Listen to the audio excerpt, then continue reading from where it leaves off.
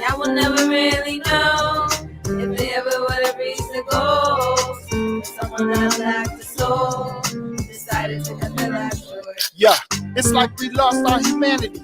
Common sense is not common, but this is sanity. It's on the rise, everything's not what we planned to be. Son screaming at mom using profanity. Fuck that, pops with his ass, and now he's cuffed up.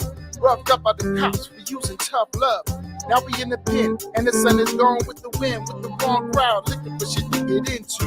Angry soul and adolescent, lack of lessons. Unfamiliar with his blessings, so it's like he's pressing. Never stressing the outcome because it's foreign. Irrational thinking, doing dumb shit because it's boring. But Instagram or TikTok is for the views. But confused when the shit they do is on the news. Internet blues lead to county blues, claiming innocence with those who won't be false shoes. They say orange is a new black, you decide.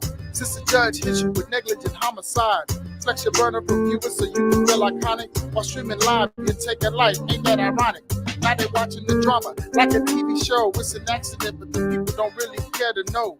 1 minute they praise you when they egg you on, until something goes wrong and now you're in the song. They told you what they wanted to be. They had a bright future you could see. A career and a family, until their life got cut short. And I will never really know if they ever would have reached the goals. But someone that lacked the soul decided to cut their life short. Brat life, she just moved from overseas, had to live stateside in the wild, overly pleased. Had a younger brother born to rob on Pops was touring, so everything about the US to him was foreign. But he was excited by this journey because his sis, she told him everything about America that she missed. Mall shopping, amusement parks and holidays, school sports, barbecue parties around the way. Great friends and family, she couldn't wait. They hang out and kick it with the girls on the date. Ready to enjoy her summer before her studies. College bound, Ivy League school, missing the buddies. They hit the mall, hit the salon, they looking right. They hit the local sports bar to start the night. Under 21, so they wasn't into drinking. Karaoke night, they was there to do some singing. Place back, a bunch of people were around the way. Some friends and some people she met today. Small crowd flexing on live, you know the type. Flashing money, blowing out shots, they getting hype. All of a sudden, the crowd scatters, looking for some cover because their lives matter. When everything settles and the cops come through the door, they learn she was caught with a stray dead on the floor. Damn. They told you what they wanted to be. They had a bright future you could see. A career and a family, until their life got cut short. And I will never really know if they ever would have reached the goals. Cause someone that lacked the soul decided to cut their life short.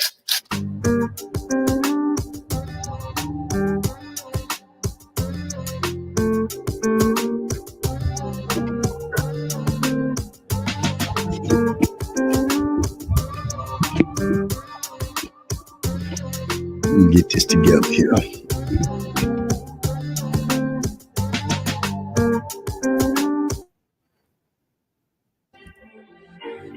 What's going on?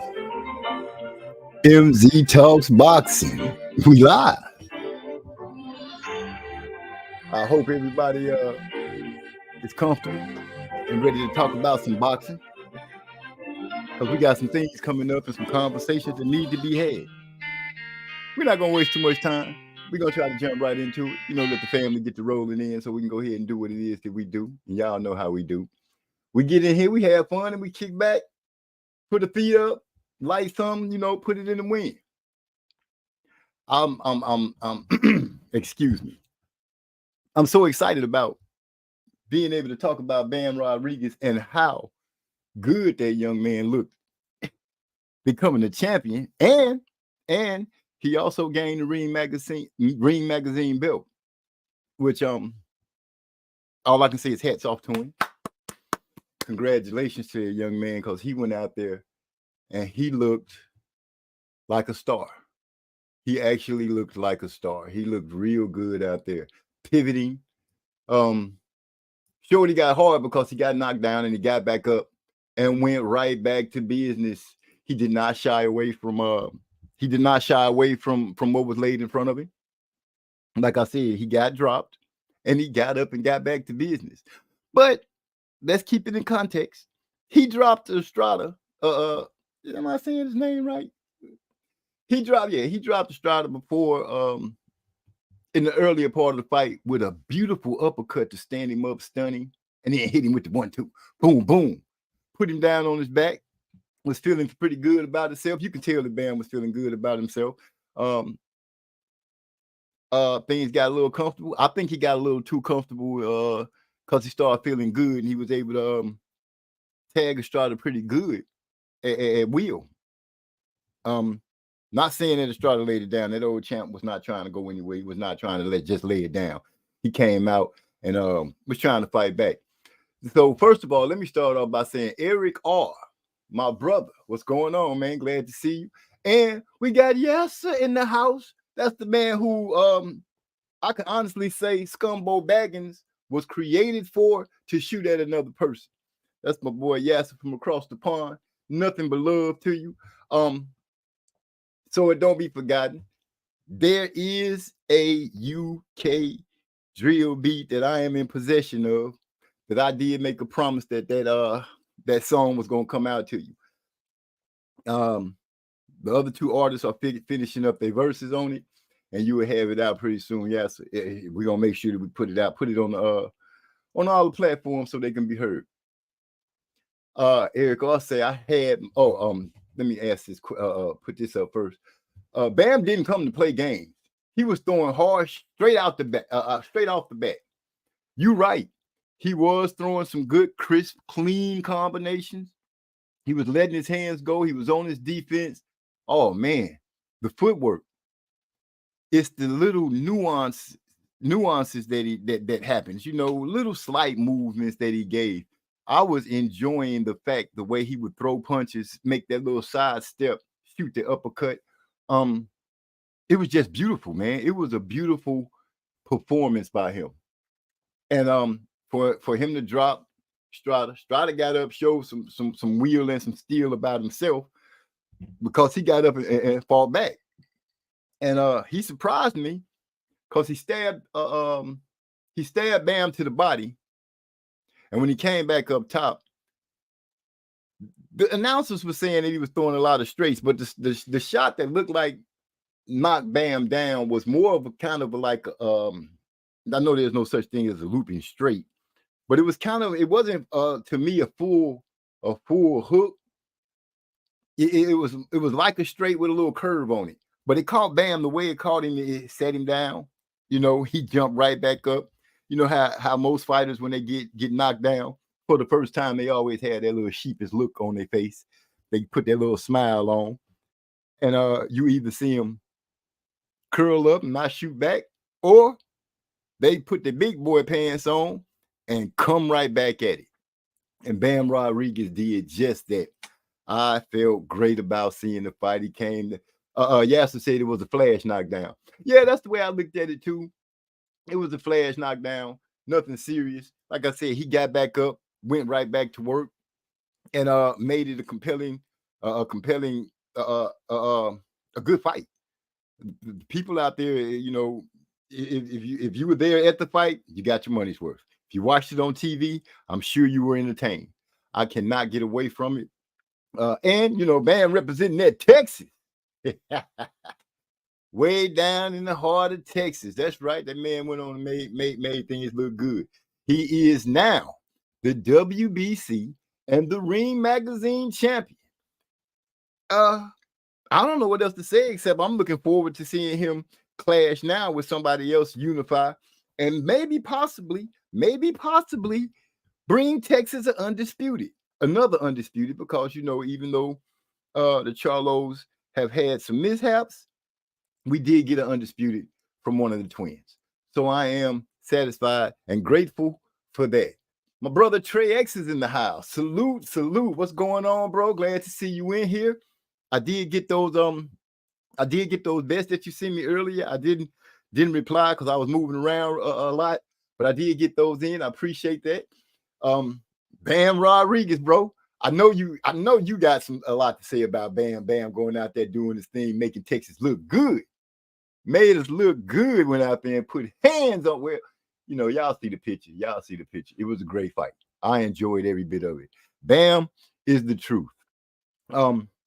I say that we start pushing his name even more, because I think people should really get to know Bam. They should be watching for him. Yeah, I know he's a smaller fighter in that smaller division, but hell, you following boxing, you following whatever division the skills are in. And right now, those skills are plastered on Bam Rodriguez. And once again, like I said, the new. He is the new. He is the new. Becoming Ring Magazine Champ and WBC. I just can't wait to see how far he can go. And what is he, like 20, 25? I think he's 25. So he's young. You know, he's young. So as long as he stays a gym rat, no outside troubles outside of the ring pop up and cause any drama, I think we should be seeing something good from Bam for a couple of years to come. I say at least a couple of years to come. You know, things can change, but right now, his trajectory looks like he can be starbound. He can be starbound.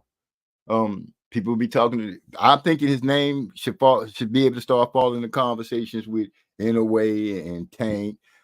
People should speak about him like they speak about Terrence, even Canelo. You know, these guys are the guys that you look up to speak about. Some people have lost their luster.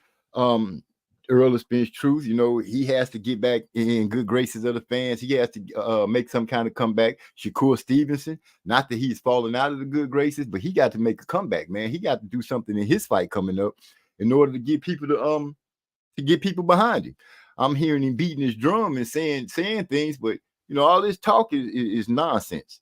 If you're not getting in the ring and making it happen, nobody wants to hear all that extra what you did or what you should have did or what you wouldn't have did. No need for me to even touch on old Ryan and Devin, because Ryan is trapped in my opinion, some kind of time loop. We had our brother Hyphy in the house, but he disappeared. What was it?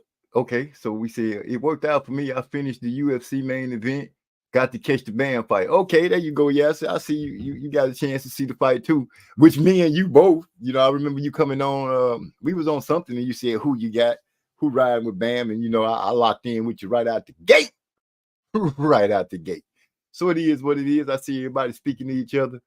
Earl the Spence. True. Did I say that? Did I say Earl the Spence? Oh man, if I messed that up like that, yeah. Well, I guess I'm getting started early. But y'all know what it is. We're gonna have some fun. We're gonna kick it. We're gonna talk about whatever it is to be talked about. Shoot. Let me start off by telling you, since there's only a couple of y'all in here. You know, last week I got jumped on. I got my ass towed up. You know, I'm at work, walk outside, getting ready to empty the trash by the pump. Unbeknownst to me, unbeknownst to me, there's a bunch of bees in the trash can, which, you know, I ain't worried about no bees. So I snatched the garbage can out and start manhandling the bag. And apparently I upset them because they started tearing my ass up. Now I'm 6'5", slim. Y'all know what it is. I get hit by the first one on the neck. And I'm like, what the fuck was that? And they started coming out the trash can as if they had a beehive in that hole. But it wasn't a beehive. It was just a lot of them in there chasing sugar or whatever. They ran my ass back into the stove. I had a couple of lumps here and there. It's all good, though, you know, seeing that I'm not allergic to them. But I was a little hot. I went in there and got all kind of chemicals and went out there and started slinging on that bag and pouring in that trash can. God dang, bees just tore me up. But it is what it is. It's Yasser say Earl don't take tune-ups. Watch him get his ass whooped by that active tall kid. Speaking of the towering inferno and Earl Spence, yeah, Earl better be somewhere getting his practice on. I don't know if he with Coach James, which we know he ain't with Coach James, whatever coach he with, he better be getting it together. Because Sebastian Fundora is not going to be an easy walk in the park. And I've noticed pretty much every time we've said something like someone would be an easy, I got some extra beat background talk. Every time we said somebody would be an easy walk in the park, or that they should be able to handle business, their opponent go out there and beat the brakes off of them. Simple as that. Earl went out there against Crawford, got handed his first L, an ugly L. Devin got handed the L. Thanks, son. Devin got handed his L. It is what it is. I didn't see any of the UFC fights. Speaking of UFC, Alex Pereira offense is colder than Gervonta Tank Davis. I don't know, man. I don't know. I've been really working my mind over with Tank, and I'm hearing the talk that Loma may be the next to step up for him to face for Tank to face. Seeing that we hear so much Tank hasn't fought somebody, or Tank is this, or Tank is that, but what I am looking at out of the fighters, out of these youngsters that had been proclaimed the kings, the young kings, 4 kings, T.O., Shakur, Tank, and was it T.O.? No, Shakur wasn't in it. T.O., Tank, Devin, and Ryan. Well, Ryan is off the track. Devin is out the way. Shakur stands to make a good argument, but I've been paying attention, and I'm like going over things that Tank has said, that Floyd has said. MZ, you need to watch some of those Alex fights. That left hook is the truth. He an MMA guy? Okay, I'll give it a shot. I'll give it a shot and go out there and check him out. But what I wanted to speak on was the growing curve that these guys are on. I remember us talking and saying Top Rank does the best job at developing their fighters. And when it comes to that, if you believe that Top Rank is that company when it comes to developing their fighters, so when they come against a cross promotion, they usually end up winning. Well, I'm speaking about PBC and them. But I have to say, looking at the way Tank has been handled, at the fights that he's had, people saying that he can't box, he just got strength, but the man can box. I went back and rewatched the Pedraza fight. And Tank let his hands go a lot more in that fight. I don't know if it was because Pedraza represented a big mark. It was a belt, so yeah, I guess it does represent a big mark. But I'm thinking that Tank is getting that experience. He's not dumb. He's not a dummy in no way, shape, form, or fashion. And I don't believe that he has to rely on his power all the time in order to get the win.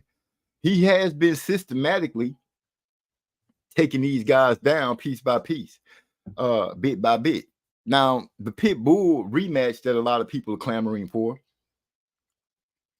I'm like, if you really look at it, if Tank hurt his hand in that fight, and he finished that fight, and he still ended up winning by decision, and this is a man that's out there handling his business pretty much one-handedly, as they say. What makes you think that a Tank with 2 good hands, that Pitbull will give him the same kind of problems? I don't subscribe to that. I think if Tank has no injury, his hands are all right, I think he'll handle Pitbull. I think he'll handle him pretty good. Not that Pitbull gives you a whole bunch of different looks, because he doesn't. He's 5'4". That's gonna give you some hell anyway because he's so short. But he pretty much does the same thing. He's swinging for the fences, and if he catch you, you in trouble. I don't think Tank will fall into that situation. But to break down the Loma and Tank fight, I think Loma is going to be the biggest challenge that he's going to face on paper, because Loma has such a decorated amateur background. I think that's what's going to make the public really get the idea that Tank is doing his thing, that Tank is the one. I'm glad they didn't leave him with that nickname too, the one. That was ugly. That was just that did not fit Gervonta the One Davis. No, that's ugly as shit. I'm glad they end up sticking with Tank. Yeah, bro. T.O. Division Glory Kickboxing Champ. Wait. Yeah, bro. T.O. Division Glory Kick Boxing Champ, 2 Division UFC Champ. Alex is really good. Okay. Well, yes, I know you the master of I think you the master of the UFC, from what I understand, picking fights and knowing what's good and what's not. I give it a shot. My brother Trey X said, I disagree. Tank isn't trying to see Pitbull again. They did a good job aging Lomachenko out. 2, not T.O. Okay, my bad. What was I going on? Well, I was gonna speak on that. I was gonna say, if Loma don't get in the ring and end up turning old all of a sudden, I think that would be a good fight. Oh, it's jumping on me. I got some stuff coming. Music is gonna talk about some. Why didn't Brother Abdul try to fight Loma years ago when Loma was in his prime and consistently calling him to fight? I'm gonna speak on that honestly. Honestly, Hyphy, I believe Bob Arum when he says that they were trying to make the fight with Lomachenko, and Floyd Mayweather said that Tank wasn't ready yet. You know, there's a lot of things that go on in boxing, and I tend to lean a little to that and tend to think that, yeah, maybe they did say Tank wasn't ready yet, because I remember Tank getting set up for his first belt. One of the things that he was complaining about was they were trying to set him up to take a loss. I'm like, dude, they putting you in the ring with a championship, with a champion for you to get your belt. So if that's the case, roll with it, absorb what it is you need to absorb, learn what you need to learn, see all the nuances, the do's, the don'ts, the ins and outs of the game. Floyd may be, you know, people are saying Floyd may be a snake, he's a hater and all these things. But at some point, Floyd was teaching this man. He was showing this man whatever it was he was showing him and teaching him. I hope he absorbed it. Now that he's out on his own and he's running things, and Javante Tank Davis Promotions is going to be leading the charge for him and not Mayweather Promotions, we'll see how it go. Hopefully he stays on the right track and do what he needs to do. He said Tank came into the Pitbull fight with 2 good hands. Yeah, I thought he had hurt one of his hands in the fight. That's what I had gathered from it. I thought he had caught Pitbull like toward the top of the head or something and hurt his hand. I'm not saying he went into the fight hurt. I thought he got hurt in the fight and he was able to still pull it off. I'm thinking if he can go in there and not get hurt, I think it'd be a different fight. I think that I think he'd be able to handle Pitbull. I won't say easy, but I think it'd be less dramatic, where people won't be saying as much like, oh, he Tank, you know, lost. I don't think that they will be saying that. That's what I was getting at. But with the Lomachenko deal, Trey says, my boy Trey says, Lomachenko showed signs of slowing down his last fight. It's not a coincidence that he's getting the call now. Yeah, I ain't gonna put nothing past the old man though. I don't want to call him the old man because he's still out there getting his wins in and doing the things that he needs to do. But on the same point, aging him out, if that's what it was, like I said, I still think that, you know, I agree with I believe with what's the old man name again? Bob Arum. I believe that Bob Arum was telling the truth when he said that Floyd said that the kid's just not ready. I need the cane in here. I need the voices. Somebody give me the voices. But I think now Lomachenko, if he can come out there and beat Lomachenko, beat Loma one more time, that one good fight left in the great fighter. You know how they say. I think that would be the test for Tank. The foot movement, Lomachenko coming with angles and everything. Even though Tank's a lefty, it's gonna be, I think it'll be a little difficult. The man shows me that he thinks in the ring. Looking at, like I said, I went back and watched the Pedraza fight and watched a couple of his other fights. Each fight was a little different. The way he did things. Pedraza, he showed more of his arsenal. He missed he was doing quite a bit missing in that fight. He missed a lot of good shots, but once he got calmed down and in his zone, he started landing, and he started landing well. Got some good gas right here, boy. Some good gas. But my thing about Tank is smart, cerebral fighter. I do believe, I'm starting to subscribe to the fact that Coach Calvin, is right. I think Tank can show us a lot more. I think it's going to take for the dance partner to bring it out of him. My question is, which dance partner is it going to be? I can't say right out the gate for sure that it'd be Shakur, even though everybody that I've got a chance to talk to have pretty much said Shakur's the one. Shakur box you from outside and this and that. And then when I find out that Shakur only got like a 68-inch reach, his arms, if his arms are longer than Tank's, they pretty much the same. My thing is, what I see out of Tank is he'll take punches, and if he realizes that you can't hurt him, and this is something that I was sitting down, maybe somebody can help me describe, put it out a little better. I think the thing that makes a fighter really curl up or turn into a cur, as you guys say, is if somebody can pass they pain threshold. You know, that pain threshold, getting hit, I can take that. You know, that type of thing. But when fighters get hit with something or a few times where that power is just a little more than what they want to deal with on a regular, then you see them. That's what. How was I saying this? If you can get past the power, then the skills kick in. If the skills are evenly matched, then the IQ kicks in.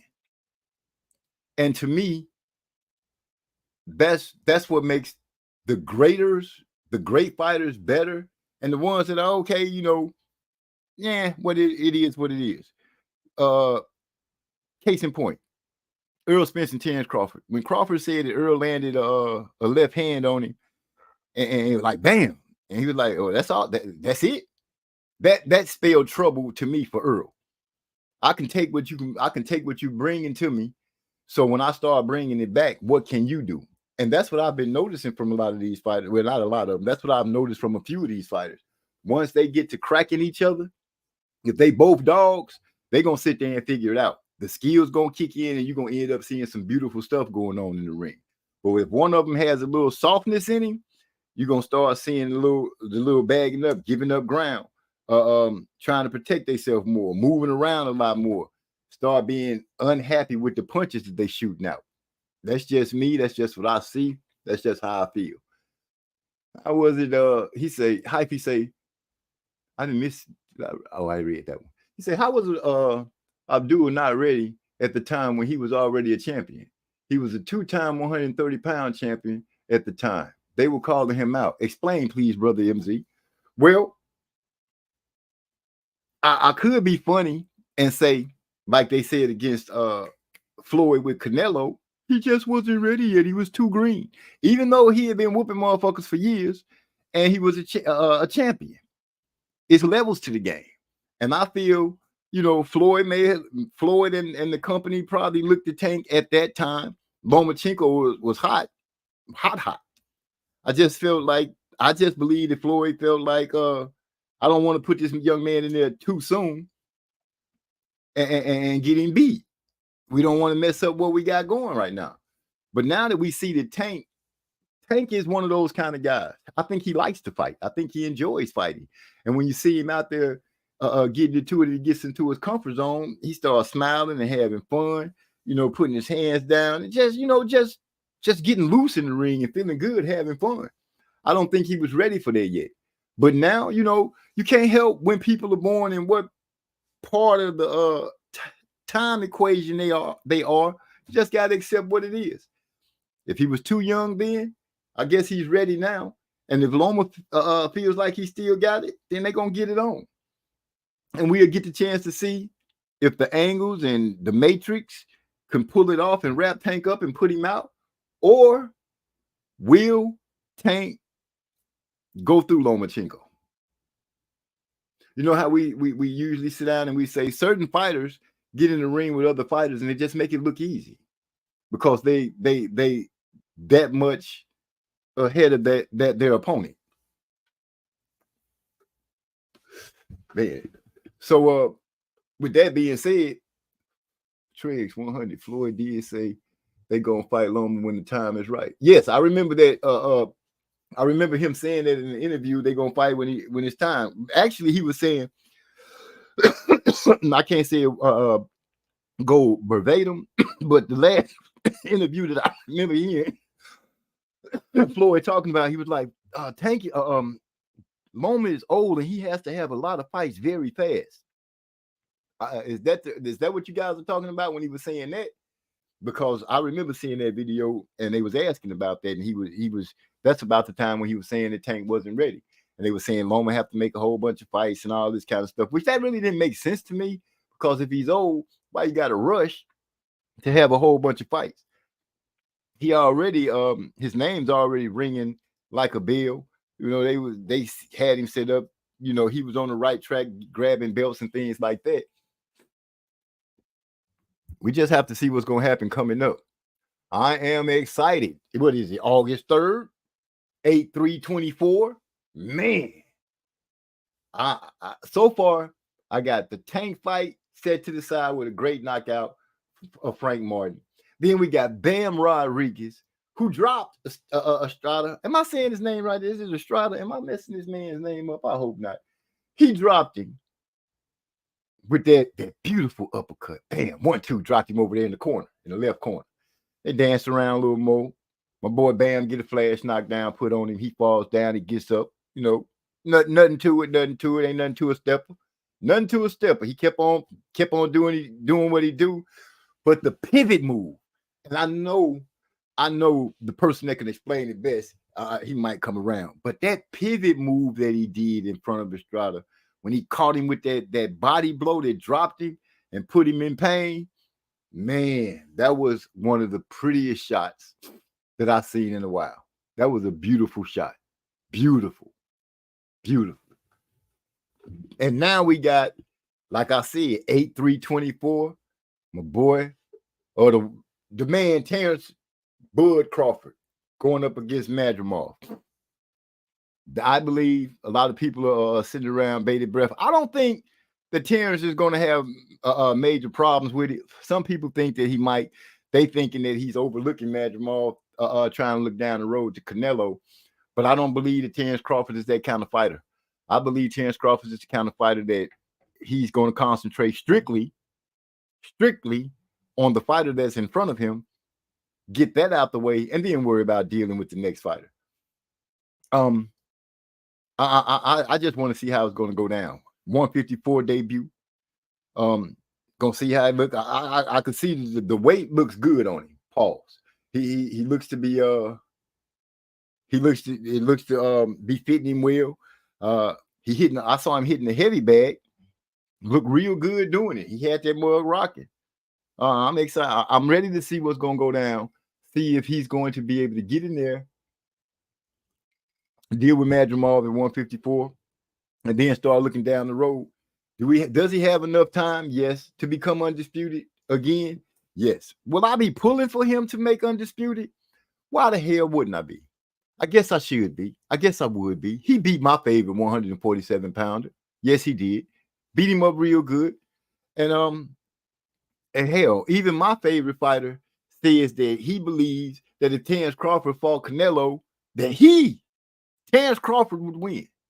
So he beat, how can I put this? He beat the, what's the word I'm looking for? He beat the, I'm going to think of it. But he beat up a man bad enough to make a man say, you know what? This motherfucker fights so good that I feel like he can go out there and beat the motherfucker that y'all was telling me I can go beat, which I'm saying like Earl Spence, where he was, you know, people were saying, oh, he could beat Canelo. Now, I think I had kind of subscribed to that a little bit, but you know, now I'm kind of thinking it might be a little different with him facing Canelo. But Crawford, I'll say the way Crawford moves, the way he fights, the arm length, the ring generalship, he's strong. You know, he's strong. He knows what he's doing. And I always got to give credit and high praise to that three-headed monster that he has that sits in the corner to give him instructions on what he might be missing in the ring. At Trey X Loma. Okay, that's to my brother Trey. I'm sorry, Eric, if your Wi-Fi tripping. Can y'all hear me okay? Or is it me that's messing up? Because I want to make sure that everything is coming over real good. Hyphy say, damn, MZ. So Abdul did really duck Lomachenko and age him out then. So Abdullah really not the truth either. I don't know if you would say he not the truth. I will not say that he didn't age him out. I will say this. I will say the younger Tank, the young guy, the young kid Tank, was following whatever it was that his mentor Floyd Mayweather was saying they should do. I think he was following it note for note. This is my belief. Because like I said, watching some old and seeing them two, how they would interact in different interviews and stuff at the fights when they were in the locker room when Floyd would be talking to him, I would see how Tank seemed to be absorbing everything that Floyd said, is like he was hanging on his every word. So yeah, he, you could say that. You could say that they made a decision not to put him in the ring with him right away. But I think they knew at some point, if things didn't go terribly wrong, that they would end up seeing him at some point in time in Tank's career. And like any fighter, well, I won't say any fighter because that'd be a lie. I've only heard I think one other fighter say something about fighting a fighter when they were in the position that they thought that they would be sure to win, and that was Anthony Joshua with Deontay Wilder. But moving right along, yeah. So I won't say he's not the truth because he still has a chance to prove that. But we can't put an old label on Loma. We can't do that. I'm not willing to do that because Loma's still putting up good fights, even though it might look like he slowed down a little bit. Listening to T.O., listening to these different fighters talk, it's just everybody got something to say. T.O., he get a win, don't look great in it, and once again he starts. I don't know what the fuck to say about T.O., man. I can't say the young man got hard. He has that, and he'll go out there and he fights. He fights. That's what you're asking for from a fighter. He will go out there and he will fight. But we'll see how things keep going for old T.O. I just don't like the way he talks sometimes. Crawford will be coming off of a year layoff. We'll see if it affects him. Is it we got to go to the levels now, bro. We got to go to the levels of the layoffs. Is it a level 1 layoff, level 2, or level 3? And I think, in my mind, I'm convinced that any layoffs that Terrence have, unless he get hurt or something like that, I'm thinking it's going to be a level 1 layoff. I think he's still in the gym, working off like the gym rat that we believe he is. I think he's going to look okay. I think he's going to come out there and look okay. I don't know how long has it been since old Madrimov been in the ring, and that'll give me a little more detail on how I want to look at it. But as far as I can stand right now, I'm going to still ride with Bud, foot movement, arm length, knowing how to use it. Might as well really call him a southpaw over a righty, because he fights out that southpaw stand so much more than he does out of the orthodox stand. I must just start, just say, man, gonna probably come out there and be straight in the left hand stand and put his hands on Madrimov. Not that Madrimov gonna be like, oh, I'm gonna just take whatever ass whooping Terrence Crawford come out here and give me, because nobody believes that's gonna happen. But will he be able to match what it is that Terrence Crawford is bringing to him? And the big question, excuse me, my voice trick. And the big question that should be on everybody's mind is, will Terrence Crawford be able to handle the power that's coming at 154? If he can handle the power that's coming at 154, he said Madrimov had to fight in March. He at least has a slight advantage in that regard. Okay. Come on, mama, don't start. I know everything is all right. So yeah. Okay, yeah, I read that too early, but I'll go ahead and light it up so it could be on the screen so everybody can see what it is. He said a lot of people, this is hyphy. I put that down because I read that, but I'm gonna go back up to hyphy. He says, don't worry about Terrence becoming 3-time undisputed. He won't even become one-time champion at 154. He going night-night courtesy of Madrimov. But there it is. there it is. Hyphy is the first person that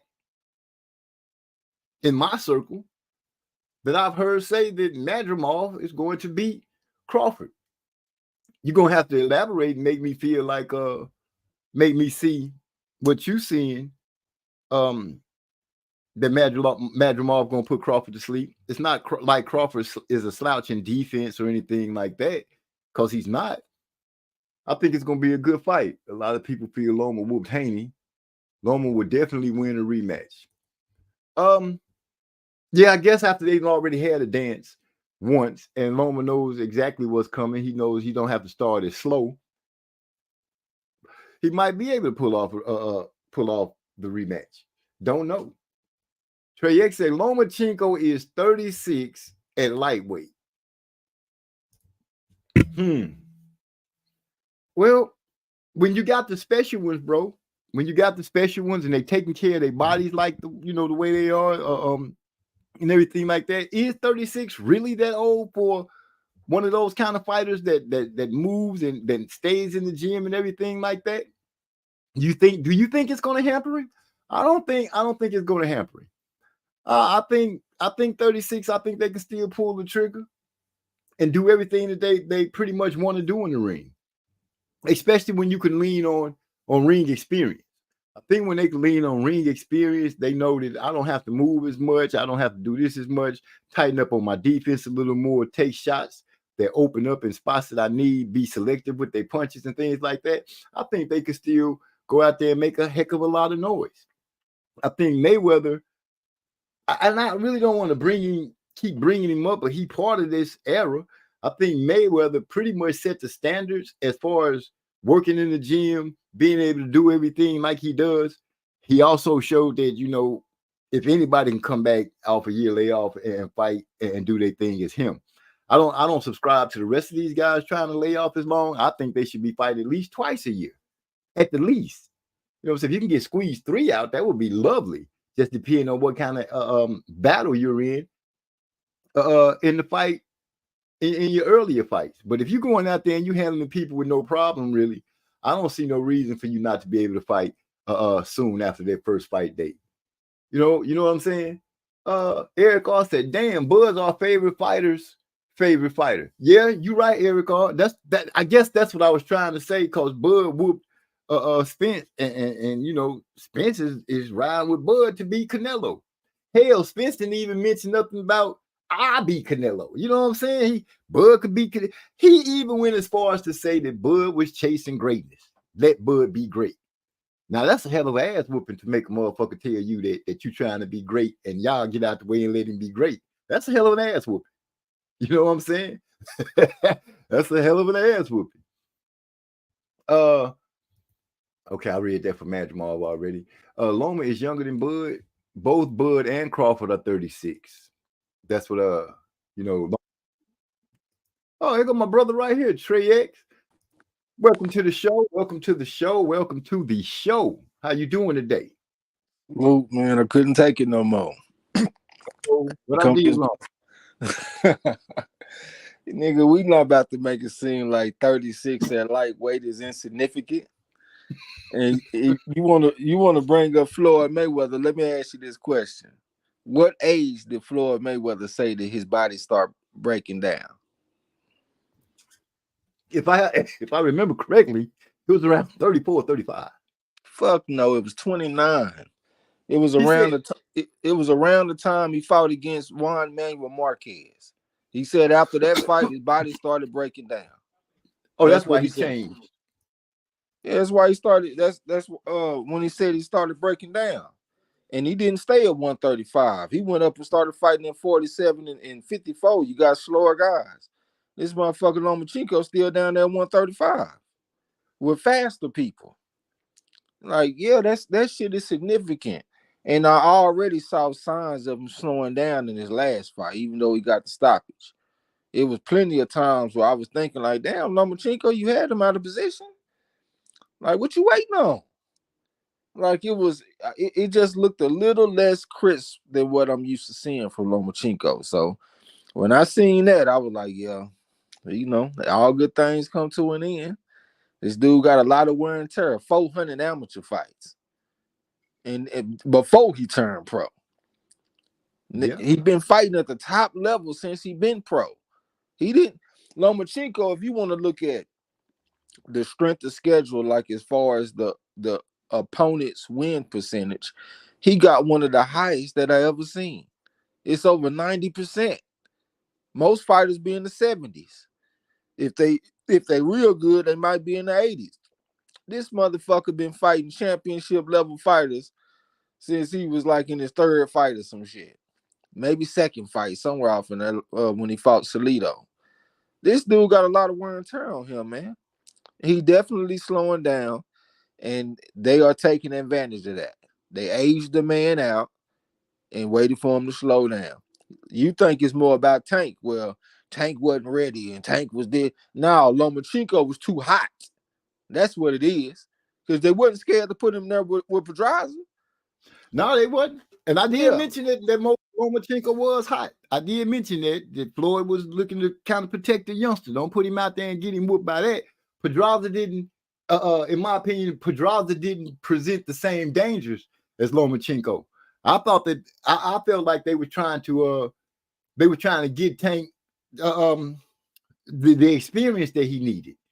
And the truth, Bob saying it, I believe Bob when he said that they just felt like Tank wasn't ready yet. A man that got 221 amateur fights before he even turned pro ain't ready. Fighters like that, they normally put him on the fast track. So he was a motherfucker with that type of amateur background and got put on the slow track when he started having success, like when he beat Pedraza. Because we thought shit was going to take off, but it slowed down. To his credit, it's picking up again. Like his last 4 fights been good. Fuck all that Rolly and all that shit. I respect the Pitbull win. I respect the Barrios win a little bit. Ever since he did what he did to Ugas. I respect the Ryan Garcia win, Hector Garcia, Frank Martin. Like that's going in the right direction. But in my opinion, he could have been fighting at that level. Shit, what, 5 years ago? Yeah, how old is he? About 30, right? Yeah, 29. He's 29. I think he's getting ready to turn 30. Unless he had a birthday already. I think he's 29. Shit, damn near 30 if he ain't 30. And now we finally gonna get like one of the king type fights. You talk about the 4 kings. Well, the Lomachenko, the king of the previous era. So we finally get to seeing him fight a king level fighter when you're damn near 30. Like, we can't compare him to the old school fighters and all the greats and all that kind of shit. That motherfucker El Radar was fighting for championships when he was 17. Muhammad Ali was fighting Sonny Liston when he was 22. And we got to wait till this nigga turn 30 before he start fighting somebody like that. And we going to turn around and just sing all his praises. Oh, Tank is this, Tank is that. Like, I respect the guy, man. He's very talented. But I'm all about scalps. And now he's starting to get like some B+ level scalps. And I respect that. But I still want to see the A-level scalps. And I'm not going to give him credit for a Lomachenko A-level scalp because you aged him out. You waited till he was 36. And who knows, by the time you fight, he might be 37. His birthday is in February. So hopefully they can have a fight before the year is up and he can be 36. And to be fair, we just saw Dennis Berincic beat Emmanuel Navarrete at 36 to win the championship. So it can be done. But he ain't got the same wear and tear as Lomachenko, though. So it's a little bit different situation. He was undefeated fighting manageable opponents. If you give Berincic the same opponents that Lomachenko done fought, well, hell, he'll have a lot more wear and tear too. You know what I'm saying? So even though they both 36, it ain't the same type of 36. But we'll see though, man. Right.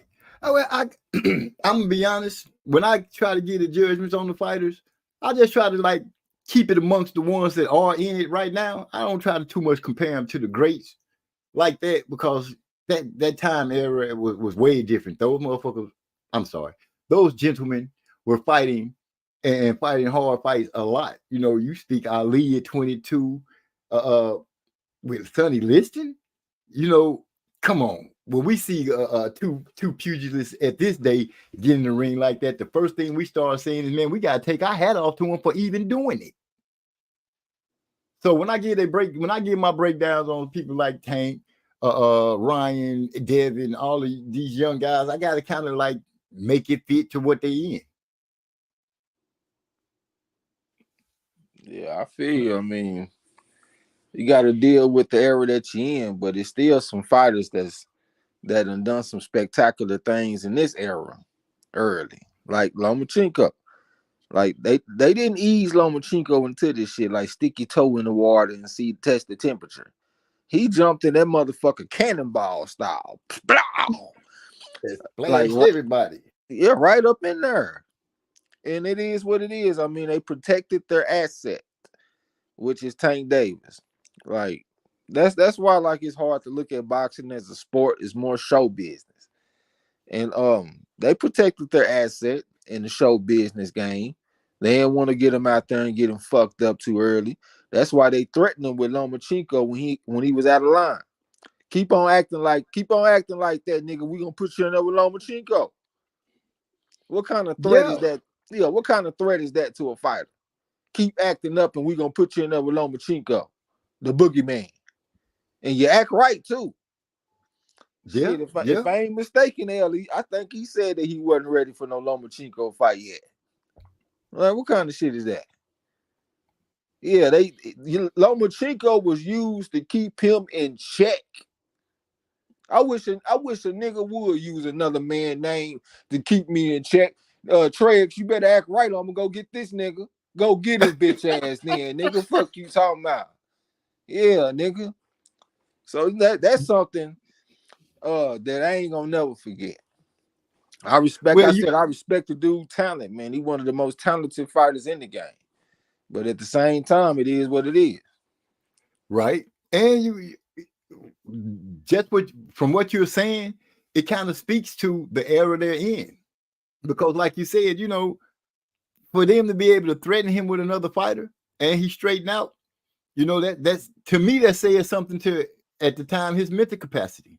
Not saying he was slow or dumb or anything like that. He was just still doing childish ass shit. He wasn't thinking on a level he needed to be thinking on yet. That's what that's how I drew from. That's what I drew from it. God damn, man. See, that's why boxing is not a young man's sport. Boxing used to be a young man's sport. You used to have fighters like Ezra Charles fighting against Charlie Burley when he was 18. Fought him twice before he even graduated high school. That's the kind of shit they used to do back in the game in boxing. Now today in boxing, you got to be mature. You got to be mature spiritually, financially, physically. I'm talking about you got to be mature in so many areas before we think you're quote unquote ready for certain fighters. No, you don't need to fight him. He's not ready yet. He's not ready yet. So you can't be at your physical prime in boxing and be ready. That is the dumbest shit in the fucking world to me. I hate to come on here with an attitude, but I'm just saying that's stupid to me. When you in your physical prime, I'm talking about when you can't do nothing no better, your physical prime, 25 to be, let's say 25. You ain't ready yet. Everybody's saying he's not ready for this fighter. He needs to wait till he's 30. That's why I say boxing ain't a young man's sport. It's an old man's sport. Because by the time you get to a point where everybody think you're quote unquote ready, you're 30. You're 30. By the time they start talking about these big fights and shit, pay-per-view, and nigga, you're 30. But when they in their physical prime in their mid-20s, they ain't ready yet. Because they ain't ready emotionally and spiritually and physically and all these areas that they got to be ready. Like, man, that shit is crazy, man. It's some changes that I want to see in boxing. And I would like boxing to be more of a sport, and I would like it to be more of a young man's game instead of a fucking 30-plus-year-old man's game. I think in order for us to see that, because I think the he not ready yet stretched out with them fighting not as often too. Fighting once a year, you look up, you fighting once a year. Yeah, it's easy for people to say he not ready for this dude yet. He not ready, and before you know it, 5 years, you 30, you only had 5 fights. Yeah, Tank got a couple of, he got some fights under his belt. He do have some fights under his belt. But as we seen, his production start being lagged out. These fighters don't fight enough in order for these big fights to manifest faster. And that's one reason why they'll never be able to be compared to the fighters of yesterday. Because the fighters of yesterday, they had their entire careers to put together a cold resume. These fighters today, they can't put their resume together until they 30. And then we start counting them big fights once they get older. But the other fighters of yesterday, they was getting them big fights when they was in their early 20s. It's like the way that the fight game is right now is almost like it's self-sabotaging. You know what I'm saying? Just like in comparison to the old school, because if the old school fighters are getting big fights when they 20, and these niggas getting big fights when they 30, they at the disadvantage when it comes to historical perspective. You know what I'm saying? So it is what it is, man. Yeah, I agree with you on that. That 1 year layoff shit, that's hurting the game pretty bad. I'm gonna jump in and say a year layoff ain't even a year layoff no more. Imagine giving somebody like, let's say, Harry Greb a year layoff. A motherfucker that went 34-3 in 1 year.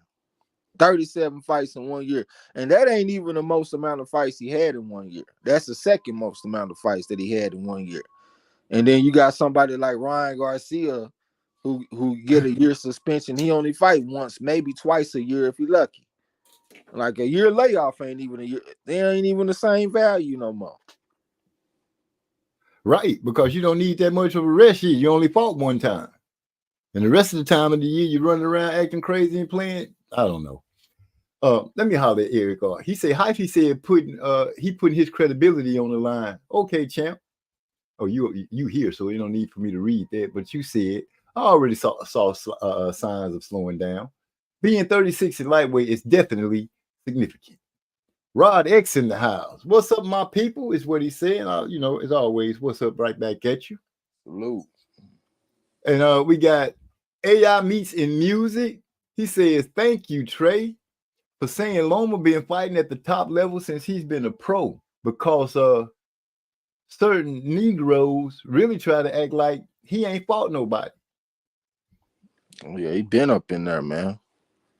Like I said, he got one of the best opponents combined win percentage than any fighter that I've looked at.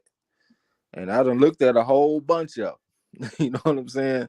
They used to be a part of the show. Like when we used to do our live streams, I would always have a little segment where I start breaking down the win percentage of the opponents. And Lomachenko was one of the only ones that was above 90%.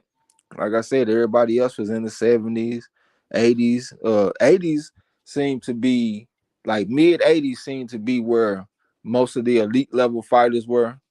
But Lomachenko was a step above that. The motherfucker's opponents had a 90% winning percent. I was like, God damn, that shit's crazy. Well, if you have time on some of the shows, if you'd like to take a few minutes to add that segment, I'll be more than grateful to have it. I'm just leave that open for you.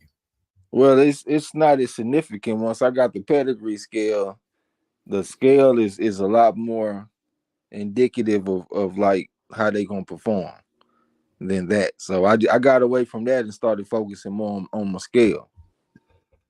Well, you know what? Well, I think that every once in a while you can bring out a certain fighter that you feel like can fit the mustard and put him on the scale and let people know exactly what the scale does. Yeah, nigga, that's what I've been doing. You know, we've been doing it with the family. Yeah, that's all that matters. I ain't trying to drop an alarm clock in the graveyard no more. Fuck that shit. I feel stupid doing that. Sitting up here spreading my beliefs and shit to everybody. Like, nah, that's just for my family. I really went out there and fucked up in the Chown Ross this season. Like, this should have been the easiest fucking gold medal that I ever got. Or I ever will get. And I walked away without a medal because I be second guessing myself and not trusting in my scale and all this old type of dumb shit. You know what I'm saying? I know the power of it. So I just rather just keep it confined to the people I fuck with. The people on the outside, let them niggas stay on the outside. Enough said.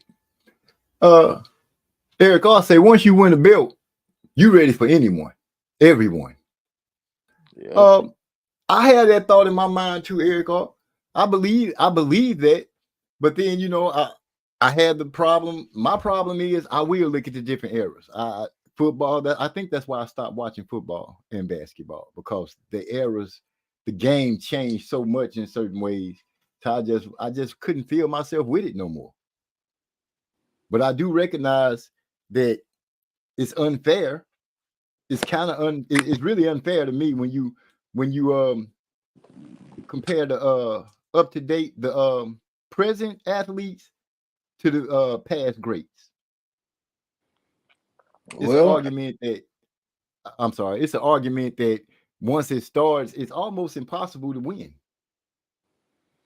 Yeah, see, but the thing is, you can still have legacy fighters and you got money fighters. So we look at the way that a fighter is moved, we can ask ourselves, is he moving like a legacy fighter or is he moving like a money fighter? And if you're moving like a legacy fighter, you match up with the old school a lot more favorably. You know what I'm saying? Like like Josh Taylor, for example. People want to say Josh Taylor sorry and all this shit now because he done took a couple losses and all that kind of shit. But he was moving like a legacy fighter. Like, you can't take that away from him. No, he was fighting and beating undefeated fighters on the come up, beating undefeated fighters for belts and shit, became undisputed by actually fighting good people, not turning down no smoke, fought Teofimo Lopez coming off a year layoff. Hell, he just fought Jack Catterall coming off a year layoff. And not saying that he deserved credit for, coming off layoffs and all that kind of shit, but he's not turning down no smoke. And to me, he moving more like a legacy fighter. It's not all about money for him. I think he would have done a couple of things differently if it was all about money, probably including original coach that he had too, Shane McGuigan, because ever since he lost Shane McGuigan, he ain't been the same fighter. But still, though, I still got that respect for him, though, because he is clearly a legacy fighter and not just in the game for how much money he can make. And that's what we can say about the old school fighters, too, because, of course, they wanted the money to take care of their family. But just the way that their careers went, you got to definitely say that they was in that legacy category. Right. I agree with you on that. I feel like in the beginning, Tank was being moved as a money fighter. Always, I think that's why he was being moved. Earl Spence, I feel like he was kind of being moved like that too. Yeah, that's what I've been saying. More like a money fighter, but his last 4-5 fights, they've been better for his legacy. Without them fights, Ryan Garcia, Hector Garcia, Frank Martin, and all that type of shit, what would we be saying about Tank? They'd be saying that he ain't fought nobody. His best win is Pedraza, and that was which it. was back in 2017. Like, that's what we doing. We talking about a fight that he had back in 2017 is his best fight. Like, come on, man. Yeah, so he needed them fights for his legacy. He needed them motherfuckers like a pig needs slop. And if he care about his legacy, he need a few more of them. I'm gonna say I'm gonna go out on a limb and say I think he does. I think him taking the reins over his career and how he's going to move. I think we're gonna start seeing some better. I'm thinking we're gonna start seeing some better things from him, because I got a feeling that I'm hearing them talk, and I'm just waiting for them to go ahead and put it all the way out. Tankton got some kind of deal, some kind of fight deal or something like that. He's pretty set now. All he got to do is go and fight.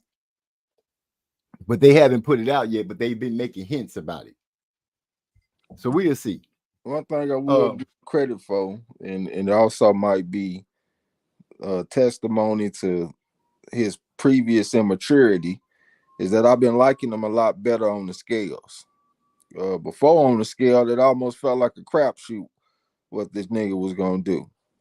I remember one time he had us waiting for like hour or some shit for him to come get on the scale because he in the back on the sauna some goddamn where trying to get off them last couple ounces or whatever. But he been a Right. lot more reliable on the scale. As a matter of fact, against Frank Martin, he came in at what 133.5 or something like that. Yeah, he came in like a pound and a half under. That's what I'm saying, and he was strong with it. So that's something that I can respect about him. Like as far as maturing into a complete fighter inside and outside the ring, that might be a sign of that because he's looking a lot more reliable and a lot more steady on the scales these days. Right. He probably just finally growed all the way up. Speaking of, let me go ahead and get this. Hypey said GTD and TMT ran from Lomachenko in 2017 and 18. Yeah, I won't argue that. You know, they didn't let Bob tell it they wouldn't make the fight. And we know why. Gil Colson fell into the building. What's going on, Gil Colson? Yes, I checked my Cash App and it arrived, so I appreciate you. Yeah, that's courtesy of your boy Trey X. They had a bet on who was gonna win out of me and Eric R. In the last week of the season. He had to come see the Wizard.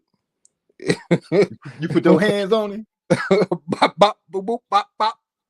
All inside his motherfucking head. That's my boy though. Salute to Eric R. He got the top 10 this season. He is officially a 3.5 on the pedigree scale. Salute to Gil Coles. He made the top 10 as well. Bonafide 3.5 now. You know what I'm saying? So Block fam, we did a little something. We did everything except for win the championship. I did my best not to win that championship. I went against my skill about half a dozen times, and that cost me the belt. But it's all good though. We're gonna come back with some this upcoming season right here, and we're gonna make it right. I feel like the Spurs when they went against the Heat and Ray Allen hit that last second three. That jumper from the corner. Yeah, in game 6. Sent the game into overtime. LeBron James came in game 7, a wreck shot, and they lost the championship to the Heat. So the next season, that's when the Spurs came back for blood, and they went out there and got them a championship. So that's what I'm about to do, coming back for blood. I feel you. I said Gil Coles in the house. Eric R said, he's saluting. He said, I saw the Wizard and I heard the test is positive for Oscar Wilde. Wow, that's what happened? That nigga, that's stupid. The boy say, Hypey say, don't forget to press MZ about that contract. We need that contract. What contract he talking about? Hypey talking about now? I don't even know. Hey, man, I hope you cashed out that goddamn Figaro McCord pick because I told you. He ain't never respond. I told you, man. I saw him. I went on the deal I was supposed to, and I laid down. I worked overnight last night. I was just super tired today when I got home. Yeah, with everything that you've been sending, I've been on point with him. I've been making my moves on him. Yeah, he went out there and got his ass whooped. We did take a bet for the fight to go over 9.5 rounds, and he didn't even get close to that shit. He got stopped in 8. So that was a bet that blew up. Ramla Ali went out there and let us down and shit against Yamalith Mercado. I should have listened to my fucking intuition because I had a feeling that it was a bad spot. Like I couldn't get over that Guzman knockout. The fact that she had a 2-fight series against a woman that Mercado beat easily. 98-92, 98-92, 97-93. So that's why I was like, man, I cashed that shit out. You like, man, you stop overthinking that shit. I was like, nigga, you got to think if you want to win long term, you're gonna have to put your thinking cap on, man. Fuck all that other shit. It's easy for me. It's easy for me to say stop overthinking it because I ain't the one doing the thinking. You know what I'm saying? Yeah, you ain't got the guys relying on you. Right. That's my thing. I got the fellas relying on me, so I got to care. Like I got to put that thought into this shit. But experience is part of it too. So I can feel more concrete if I come into a situation like that, because that was actually the second time that I've seen a situation like that. The first time was when Julio Cesar Martinez, he fought against this guy. His last name was Cordova, and he was from Spain. He was an Olympian. Now, normally I would take the Olympian. He was a 4 on the scale. And Martinez, I don't know what he is on my scale, but I know that he got 250 amateur fights. He was 220 and 30. I just don't know about his accomplishments. So normally I would want to take a guy like Cordova, except they had a common opponent. The Cordova went the distance against this guy, and Julio Cesar Martinez stopped the guy. So I wanted to take Martinez. I got influenced with my thinking, and I ended up taking Cordova, and that cost me a championship. So this was the second time I seen that. They got a common opponent. One person handled them easy. The other person had trouble. The motherfucker that handled it easy won. So that's my second time seeing this. So moving forward, I'm gonna be solid on my shit. Like I ain't gonna even think twice about it. Right. That boy Hyphy say Martinez was on steroids. He just got suspended. Yeah, Our sister Armin Brown in the house. What's up, sis? What's up to my Amazon angel in the building? What's up with it? Oh, let me read Eric R. say Gil Cole say that cash out was for Eric R. next fight going to purse bid, OG. Oh, I see you sent me a little tip off of it. Appreciate that. Oh, yeah. You know, I'm gonna keep it real all the time. I'm gonna keep it real all the time. Even though you was gonna get it regardless. It's just whether it was gonna come from Gil Coles or it was gonna come from D-Lo and Mike Hennigan. But you was gonna get it regardless, though. No, I ain't tripping. Like I said, you know, I'm gonna just keep it real like I do. Eric Barr say, Eric R. Where I get Barr from? Eric R. said 3.5, baby, 56 points shy of my first goal. Damn it. Wow. Yeah, I gave him credit, man. He got 6th place. He is a 3.5 on the scale, and Gil Coles is a bona fide 3.5. Well, go ahead then, Eric R. with the 3.5 and Gil Coles at a bona fide. You know, it don't get much better. It don't get better than the bona fide, baby. Yeah, you need to get your ass up in there and give us a real solid reading. Because nigga, we know about the corruption that you had going on last time. Making your picks. We thinking you done moved up the scale, and it's your son that done moved up the scale. So we need an accurate reading from you. His name Willie too. I don't give a damn. We need Senior. I don't want to hear from Junior, nigga. I want Senior to come through with a reading. Okay, well, shoot, I'm gonna have to do some kind of channeling to my dad. Then that's Senior. Actually, no, it's not. That's Grandpa. Grandpa Senior. Daddy the second. I'm the third. Well, we need the second, brother. You know what I'm saying? Yeah, I you know, you think I'm throwing curves like a motherfucker. That's really what I'm doing. I'm deflecting right now. I'm gonna get back in there. It's coming. This is the beginning of the season right now. This is week 1. This is the perfect time right now. No, I'm gonna catch the next season. Well, y'all be right. I'm not running.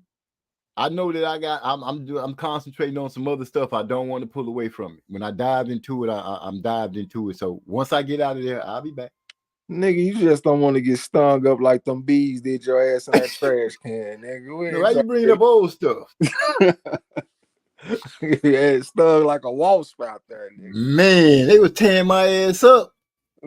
But you still didn't have to bring up old stuff. Some of these people didn't hit it. So how many times they hit you? How many stings you get? I got hit like 6 times. Ooh, that's more than enough. Yeah, man, because like I walk into the store and I don't realize one is on my thigh. And it hit me. Like, what the? Oh, yeah, but I went out there with a vengeance. I had all kind of chemicals. Yeah. They was falling on the ground. I'm stomping them and twisting my feet, making sure that they just disappear. Yeah. Sting me. It's a good thing to see them motherfuckers, though. For real, nigga. They are important to the ecosystem in food production and all that kind of shit. Oh, yeah, I appreciate them for the honey. Yeah. But they had to pay for their brothers that stung me. Yeah, it ain't just the honey, though. Yeah, it ain't just the honey though. It's them pollinizing all the other shit. Yeah, pollination and all that. I'm with you. I'm with you. All day. He said, Hyphy just effing about MZ, man, just y'all for the hours on end. I feel you. What you mean MZ women fighters always get whooped? Clarissa Shields ain't lost a fight yet. What you talking about? Shit, my favorite women's fighter in the game right now, besides Carissa, I think she the GOAT for real, the greatest woman fighter of all time. But man, Beatrice Ferreira, there ain't another woman like her. Ain't bullshit. That woman there light your ass up. She's stinging like a wasp in there. I'm talking about it ain't a woman like her that I ever seen in my life. Like somebody like Ann Wolf, I respect her, but she came up in an era with some weak ass women. It is what it is. They ain't had the amateur background, the pedigree, and all that kind of shit. Beatrice Ferreira is just different. Like she got that amateur background behind her. She a 4.5 bona fide. And the way she get them combinations off and she be putting that heat on them women, she be sprinkling hot sauce on them women out there. I'm talking about throwing hands like I've never seen a woman throwing. I'm telling you, man, that's the most exciting women's fighter in the world. Beatrice Ferreira, nigga. You got to check her out whenever you get time, bro. If you ain't never seen her fight, make sure that you watch her fight. For me, she must see TV. I ain't missing no fights. What she look like? Cause I feel like I seen her. Man, I think she from Brazil or something like that. And she remind me of a female version of Edwin Valero. She just get them combinations off. She mean. She be hurting women. I'm talking about hurting them bad, bro. Combination. What? You know, her defense could use a little work. You know, I would say I give her defense like a B or something. Like she ain't out there just getting leaned on, but she could improve with the defense. But her counter punching is on point, combinations on point. She ain't got a ton of knockouts because you know how the women be, but nigga, she be hurting. She putting hands. Yeah. She putting hands. Absolutely. That boy say, damn, MZ, you was on computer raw? No. Yeah, that motherfucker has some corruption going on, man. I am a clean fighter. Nah, hell no. Big bro in the house. Had his son making picks. We thinking he making picks, his son making picks. And on top of I'm snitching, nigga. And on top of that, he didn't even make up his own picks. He was stealing picks out the prediction league. Yeah, he's stealing picks.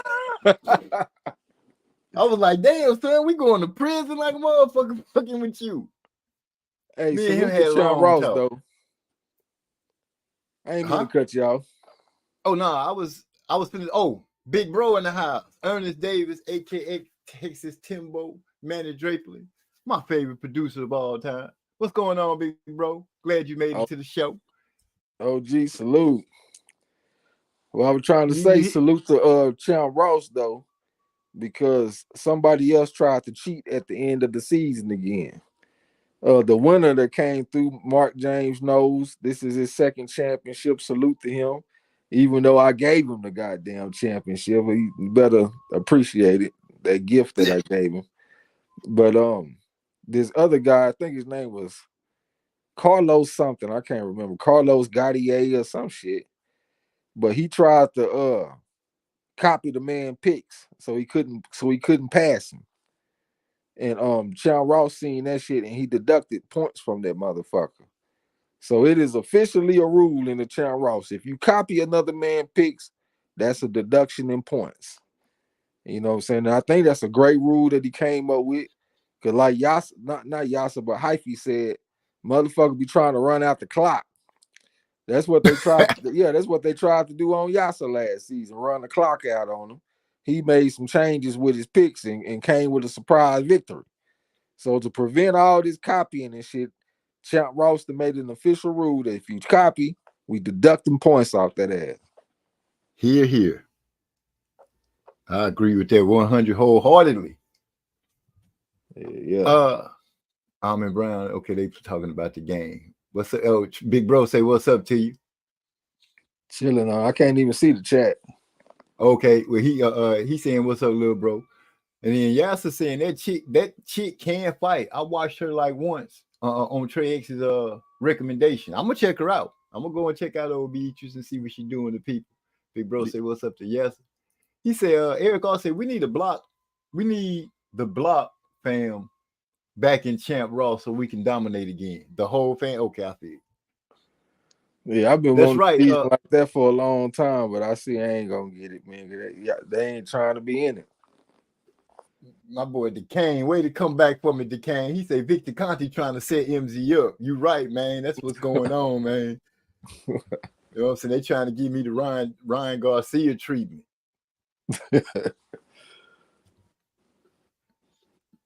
Let me ask you. I know it's still down the road, I think. But what do you think about Anthony Joshua and Daniel Du Bois' fight?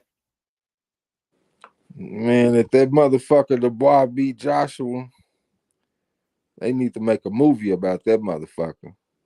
That's gonna be one of the greatest stories ever told. You go from getting your ass whooped, your big favorite, 8-1 favorite against Joe Joyce, go out there and get your eye socket broke, come back with some later on, fight against folks like Usyk and who else beat that motherfucker? I can't even remember. You having trouble? Who? Oh, you talking about who beat Du Bois? Yeah. Was it just them two? Usyk beat him, and the dude who punched his eye out beat him. Yeah, that's Joe Joyce. Those are the only two losses I think he got. Yeah, so you losing to folks like that, and then you come back getting these upsets and shit. Because he was actually an underdog against Big Baby, underdog against Ergovich, and now he an underdog against Joshua. If he come back getting these underdog wins and shit, man, I gotta put some respect on it. But I don't think he is, though. I think Joshua gonna whoop his motherfucking ass. You know what I'm saying? That's just what I think. He going against a 5 right now. You know, he was only 69-6. Well, that ain't not only he was 69-6. That's pretty good. But he ain't fight nobody in the amateur. And then he got into the pros and started fighting people that was fighting back. And he had a little trouble. Now he done had a resurgence. He beat a overrated Big Baby. He beat a probably overrated Ergovich, even though he an Olympic bronze medalist. He just ain't got the heart. He ain't got the temperament.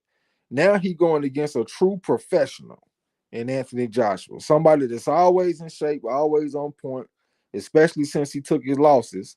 I think we gonna really see who Daniel Dubois is this time, and I think he gonna get his ass whooped, but we'll see. Yeah, I checked him out doing a you know how they had a UK face-to-face thing? Yeah. And he kind of ran AJ hot. AJ kind of got a little out of character. He told me he'd bash him in the face with the chair, stood up on the man. But the boys looked like he ready. He looked like he might go out there and try to fight. He gonna try to fight. He's gonna get his ass whooped though. I don't know. I was looking at him. I ain't gonna go out on a limb and say that he might upset AJ, because AJ's last win was over what's the dude's name that he knocked out? The Otto Wallin. That was his last fight? If it wasn't, it might have been Ngannou. Ngannou. I thought he knocked out Wallin first. He might have, way. Either way, Daniel Du Bois he's staying poised to do something, that'd be a good scout for him. Yeah, that's a life-changing scalp. I don't see it happening though, but we'll see. He the hot fighter right now. He riding a pretty hot wave. But right, that's what I was looking at. Then I had that flashback the 5-on-5, and I see whose side he's sitting on. I'm like, oh, Frank Warren might have that lucky rabbit foot in his pocket one more time. Yeah, well, like I said, he going against a true professional this time, though. He ain't going against a guy that's gonna hit you 2 or 3 times and then lose his heart because you could take his best punch. He fighting against a real professional, so we'll see. I got Joshua all day though. By stoppage, I got Joshua in about 7 through 9, or maybe 6 or something like that. I think he's gonna whoop his ass. Catch him with that uppercut and surprising. Yeah. The boy saying, ain't no friends in Champ Ross, just smoke over here coming from Gil Cole. Yasser laughing at the fact you say man's running out the clock. Yeah, that shit illegal now though. Our brother DeCane say the boy's coming off that upset win. Great time for him. Yeah, that's why I say he hot. He the hotter fighter. I think AJ gonna put that extinguisher on his motherfucking ass, don't cool that shit down and remind that motherfucker. Yeah. 5 on the pedigree scale. You got some good wins under your belt the last 2 fights. Decent little wins, but they might be overrated wins. So we gonna see. If he go out there and beat Joshua, nigga, hey, I gotta give him his props. Shoot, his name, he'll be the sweetheart over there across the pond. Yep. Big bro say, how you copy? And Yasser told him, he say they look at the pics. Oh, I don't have to read it to them. They can see the chat. Yeah, they copy, go over there and look at them pics because the pics are posted publicly. He should have a way to be able to put him in where nobody can see him. And then put him out on the night of the fight. Well, it's also good that they're posted publicly so everybody can see there ain't no cheating going on. If it's all private shit, Champ Ross can say any goddamn thing. Oh, okay, I feel what you're saying. Yeah, so it's like a double-edged sword. Yeah. That boy Eric R say, the boys ain't no punk bitch. We'll see. We gonna find out. Yeah, we're gonna find out for real. Yep, because he going up a level in my opinion. So we'll see. Now I got to get to hyphy with him saying that Terrence Crawford is gonna get knocked out by Madrimov.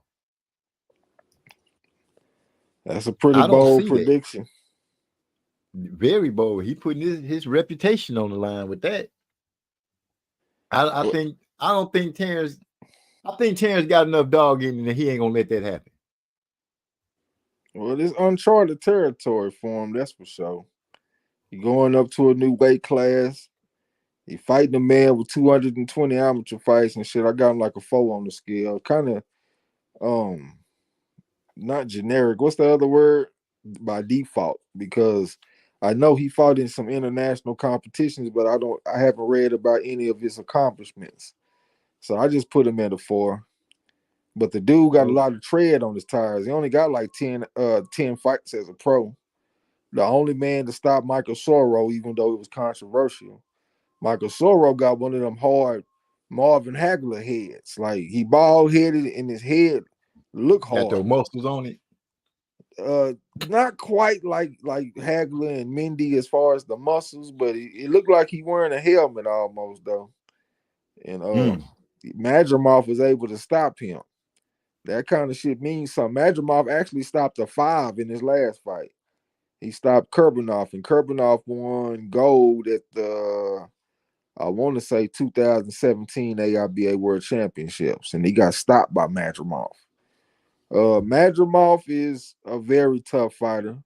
Crawford is getting a little bit older. He turned 37 this year. Turned 37 in September. He does take punches.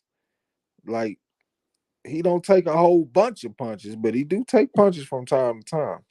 Even when he fought against Earl Spence, people don't like to see that, but Earl actually landed punches, and Crawford was like, "That's it." But to say that you have to take a punch, he can't. I don't think he can take punches like that from Madrimov. I think Crawford is gonna have to go out there and fight a very high level fight against Madrimov. It's not gonna be easy, but The odds makers got him as a 6-1 favorite, so they not showing a lot of respect towards Madrimov. The public, though, I don't hardly see nobody picking Madrimov, so everybody pretty much on the same side. Everybody picking Crawford. I think this is a tough spot. You coming off of your layoff. It might be a grade 1 layoff, but it's still a layoff though. And your opponent done had a fight in March. He had a fight like March the 8th or something like that. That's when he stopped Kurbanov. So Right. that's at least a slight advantage to Madrimov coming into this fight. So you got Crawford going up to a new division, coming off of your layoff, going against a high level opponent. And I compare Madrimov to like Mean Machine. Mean Machine was like 308 or some shit like that as an amateur.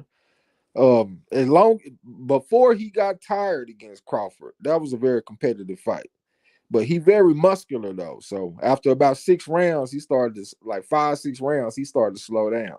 And Crawford was able to catch up to him. If this guy Madrimov, if he can have the same type of talent as Mean Machine, but have a better gas tank and don't be getting tired, he got a good chance to win this fight. He really do. So we definitely gonna see, man. And if Crawford win this fight, especially if he look like impressive, I'm gonna have to start putting more respect on his name. He might move up into the class of Sugar Shane and maybe even Sugar Ray Leonard and all them type motherfuckers. It ain't like he ain't got, some good accomplishments. So I think this is a major step, like a major moment in the career of Crawford. Like this is like a fork in the road, in my opinion. We gonna look at him as a special elite, all-time great type of fighter, or was he just like a really good one? You died out. Or was he just a really good fighter?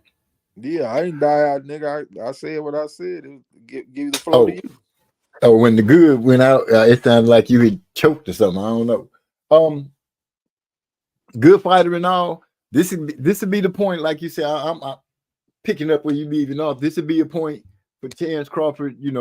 Undisputed 140, 147, trying to get a belt, trying to earn himself a belt at 154. Madrimov having a deep amateur background. I just don't see Terrence. I feel like he's gonna come out and box the dude. I think he's gonna come out and use the ring, use his footwork, not make big moves like Frank Martin. He's gonna be in control of what he's doing. We're gonna see the difference. I think he's gonna outbox the man.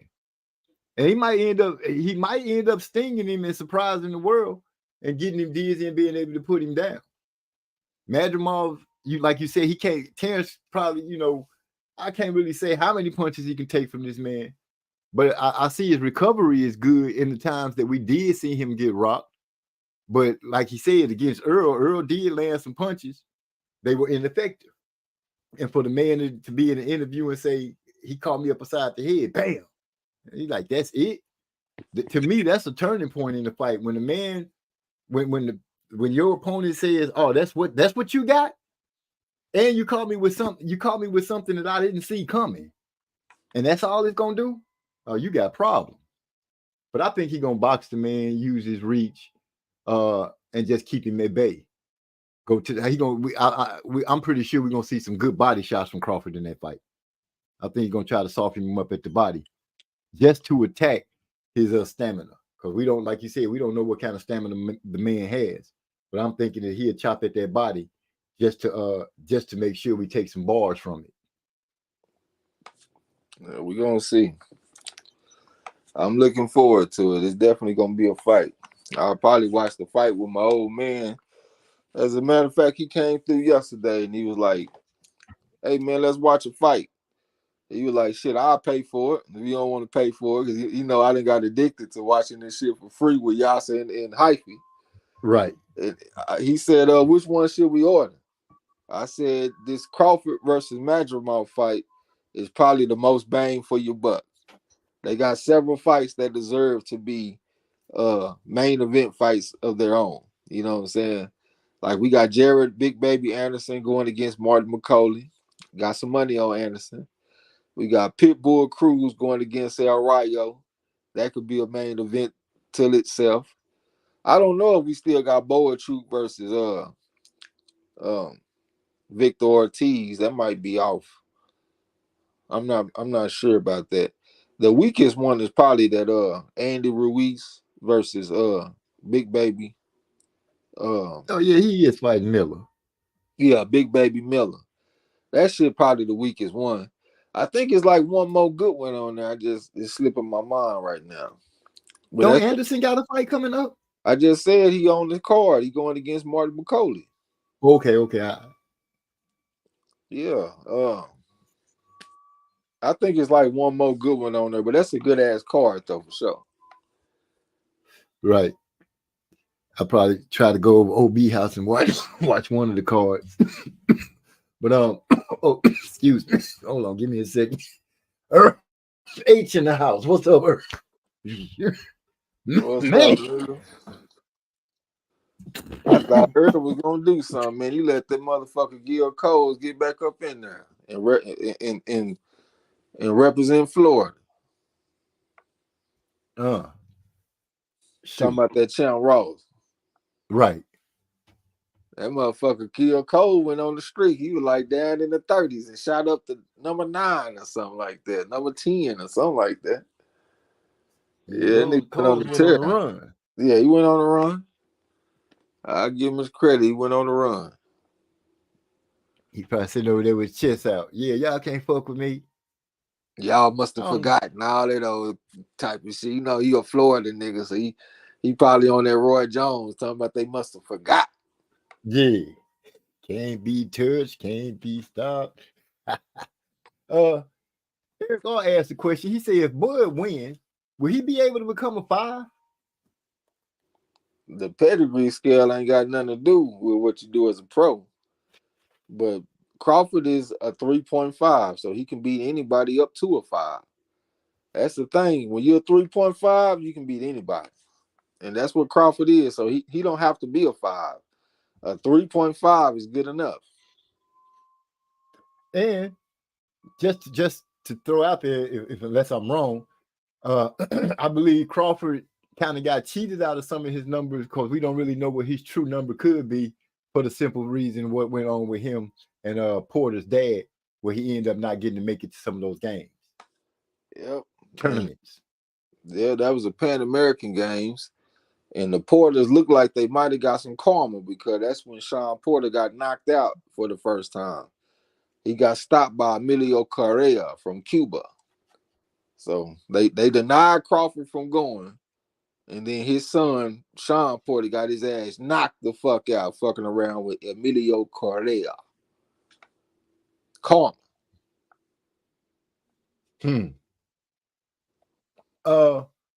So that's the answer to that question. Fantasy matchup prediction, Prime Mosley. He said fantasy matchup prediction. Prime Mosley Jr.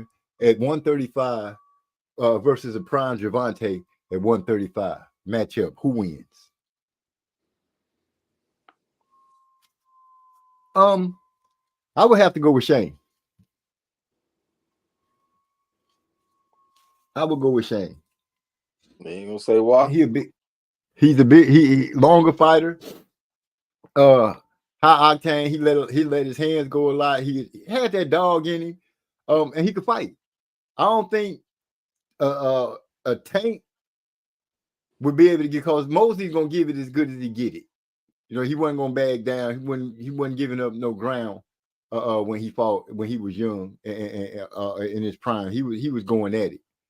And Tank, in order for me to say that, you know, because you giving me a past dude against an up-to-date dude, I ain't seen Tank in nothing like that. I ain't seen Tank fight nothing like Shane Mosley or anything that Shane Mosley has fought. So I would have to go with Shane Mosley. That's just me.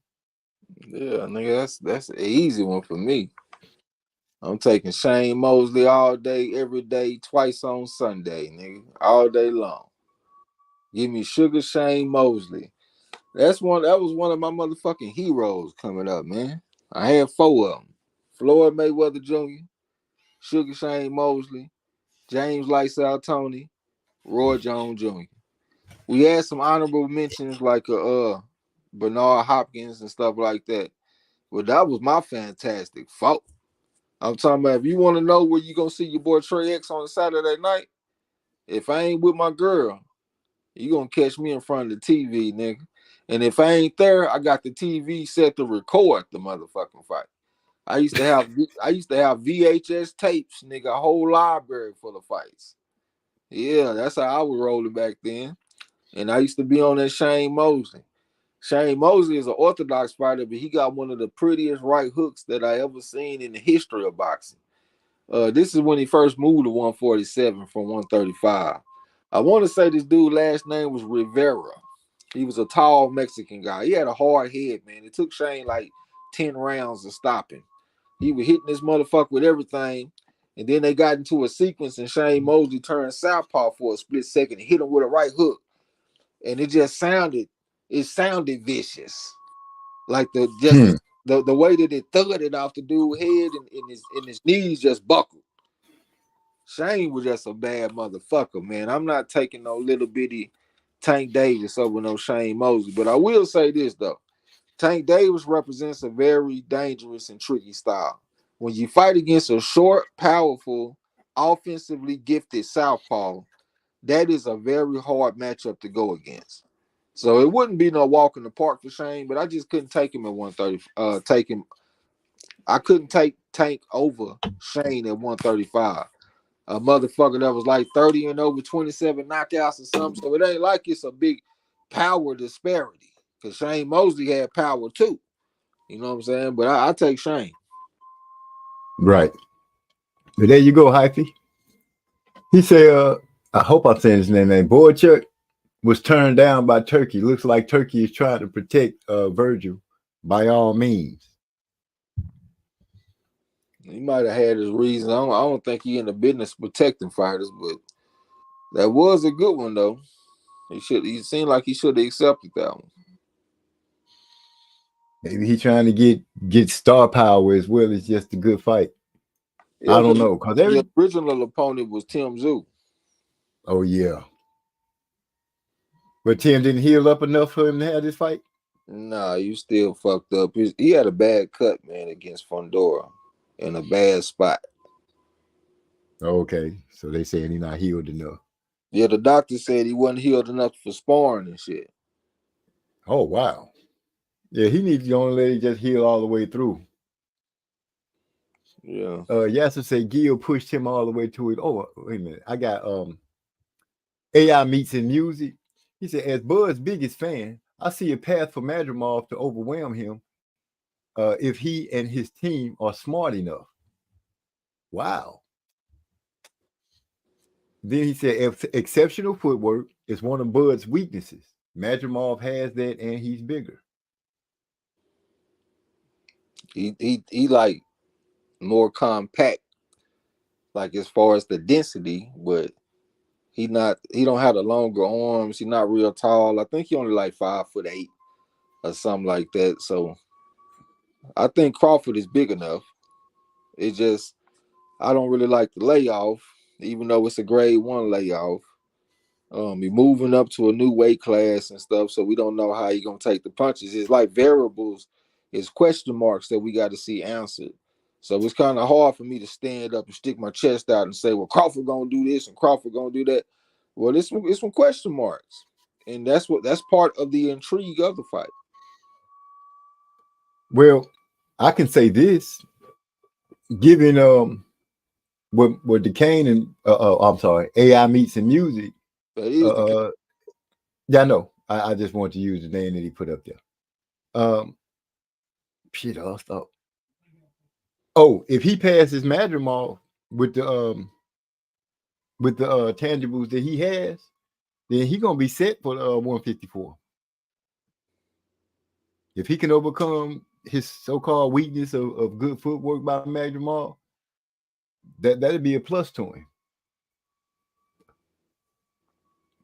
I'm not saying that he gonna knock the dude out, but I am saying that I believe his boxing skills are he's well equipped enough that he'll be able to outbox the man. He has the reach, he has the height, You know, he's gonna be the taller fighter. I know he's smart with it. He's gonna come out with a power jab or mix it up. I just believe that the man outboxed the dude. You know, good footwork and all. Like DeCane said, they'll have to overpower Bud and wrestle him up. But we know Bud not no weakling. We do know that. We know Bud's strong. His little wrestling background and stuff, him showing us he could deadlift a whole bunch of weight. You know, he convinced me in a lot of little areas of seeing him do certain things to say, okay, this dude here stronger than what you know how you see a skinny cat and you be like that, and they do something, you like, damn, that motherfucker stronger than what I thought he would be. And that's Bud in a nutshell. As my brother would say, he's some project dude that know how to fight real good, and he like to fight. It's gonna be hard to beat him.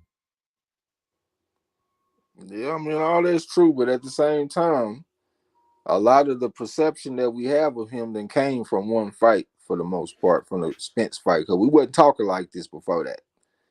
But we saw him in there against Earl, another southpaw, a southpaw that has already shown that he has trouble with other southpaws, because that's what I was talking about going into the fight, even though I still picked him. This is not that situation.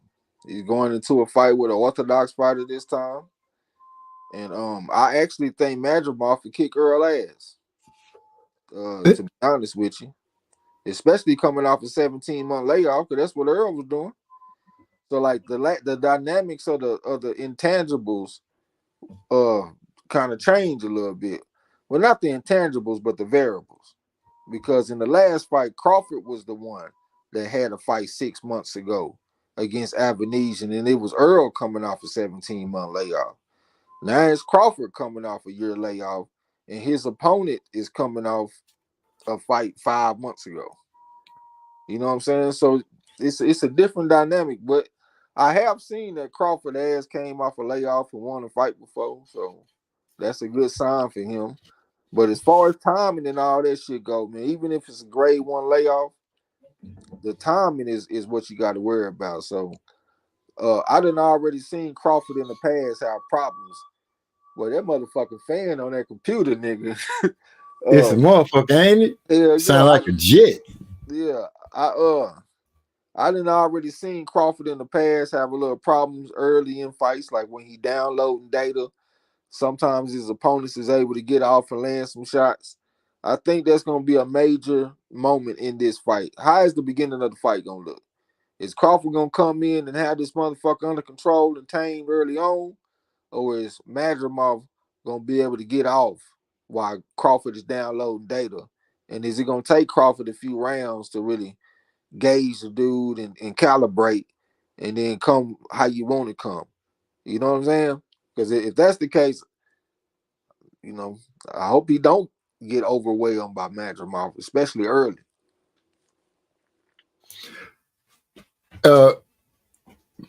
Wait, let me catch up because DeCane is in this conversation. Thing is, Bud shows us how strong he is. Madrimov doesn't flaunt his strength on social media. He could be laughing at what Bud is what is it? Deadlifting for all we know. Nah, he ain't laughing at no 550-pound deadlift. Ain't a motherfucking thing funny about that. Especially from a man that only weighed about 155, 160, walking around weight in the gym, and you deadlift 550.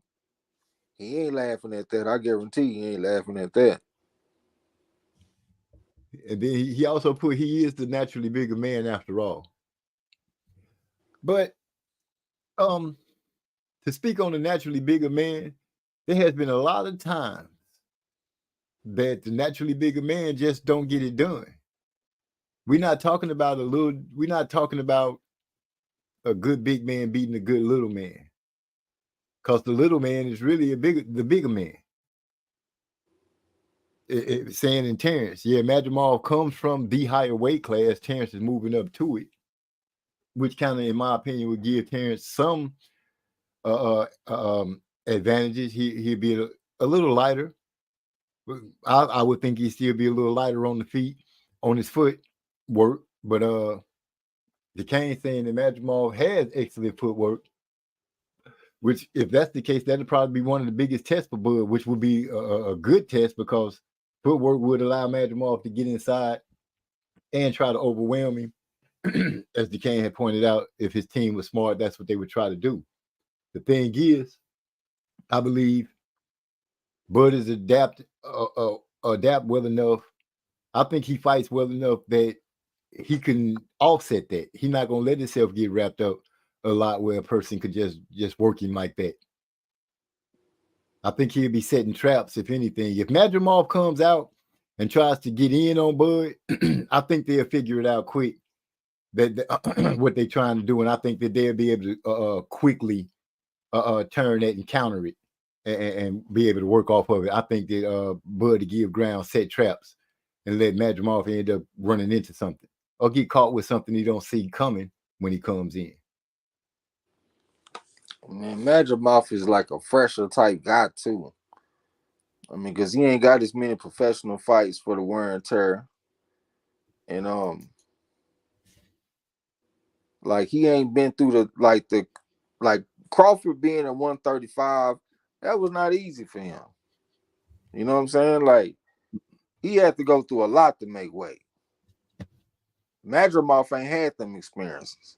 He been fighting around his walk around, not closer to his walk around weight. He ain't been squeezing down to no weight classes. So I just think he's just a fresher type guy. Like he's going against a young, not super young. I can't remember how old he is. I think he was 31 or some shit. But that's still within your prime. Cause we like to say your prime from 24 to 34. So if you below 34, I consider that your prime. Towards the end of your prime. So I think he just got like a fresher type guy that got a lot to prove.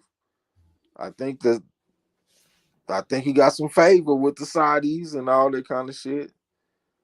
I think this is gonna be tough. It's gonna be a tough fight. And like I said, if Crawford come out shining like new money, it ain't because Madrimov was overrated. It'll be because Crawford was a good fighter. And before you say, well, I ain't say that, nigga. I'm not even talking about you. I'm just saying in general. Oh, I wasn't gonna say that at all. I was gonna agree. But a lot of times when I say something, you will turn around and say, well, I wasn't even saying that. Like, nigga, everything I say is not directed towards you, brother. You know what I'm saying? I just be putting my thoughts out there.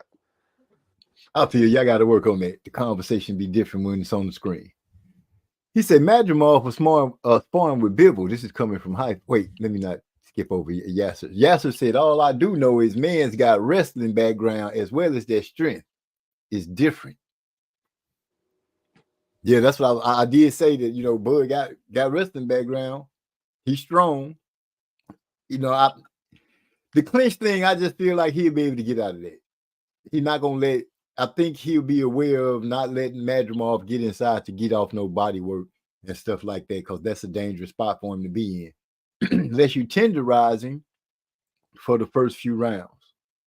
And I believe that he in that corner, I got to give so much credit to his corner, and for him to listen to them and be able to listen to all three instructions and still go out there and work. That speaks volumes to me. I really respect the guy to be able to go out there and do that like that. So I think that they'll combinedly be like, look, this is what we need to do, and we need to do this quick. And I think Madrimov will not be able to get into the body and do all the damage that I'm hoping he don't be able to get into all the damage. I'm thinking Bud gonna have a nice performance.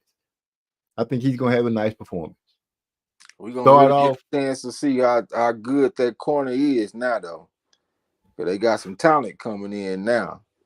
They already got Keyshawn. They got fighters like Cash Flow Diaz on the team now. So we're gonna get a chance to see how good they really are as trainers. Is it just or is it the fighter? Yeah, are you looking good like this because you got a dog in Crawford that's a straight professional and do everything the right way inside and outside the ring? Or are you really good because of what you bring to the table? So now we get a chance to see you recreate success. And it ain't like you got scrubs coming in. You got 3.5s and 4.5s, bona fide coming in. Like Keyshawn, bona fide 4.5. Silver at the Pan American Games, AIBA World Championships, and Olympics. Lost to one man, Andy Cruz, but still, bona fide 4.5. cash flow Diaz, multiple time national champion, bona fide 3.5. That's the kind of shit that you're working with. So we're gonna get a chance to see how good they really are in that corner, man. Oh, lovely point. You right. This is the chance for them to show that they really got it going on like that, and it's not just Bud. I remember they used to say that about the Cowboys. Remember when who was it? Switzer took over, and they was like he just won because the team was already good. Yeah. Yeah, they tend to do that. They said the same thing with John Gruden won the Super Bowl with the Tampa Bay Buccaneers. They said that was Tony Dungy's team. They said the same thing when what my man for the Steelers, Mike Tomlin, they say he won with Bill Cowher's team. So it be like that sometimes.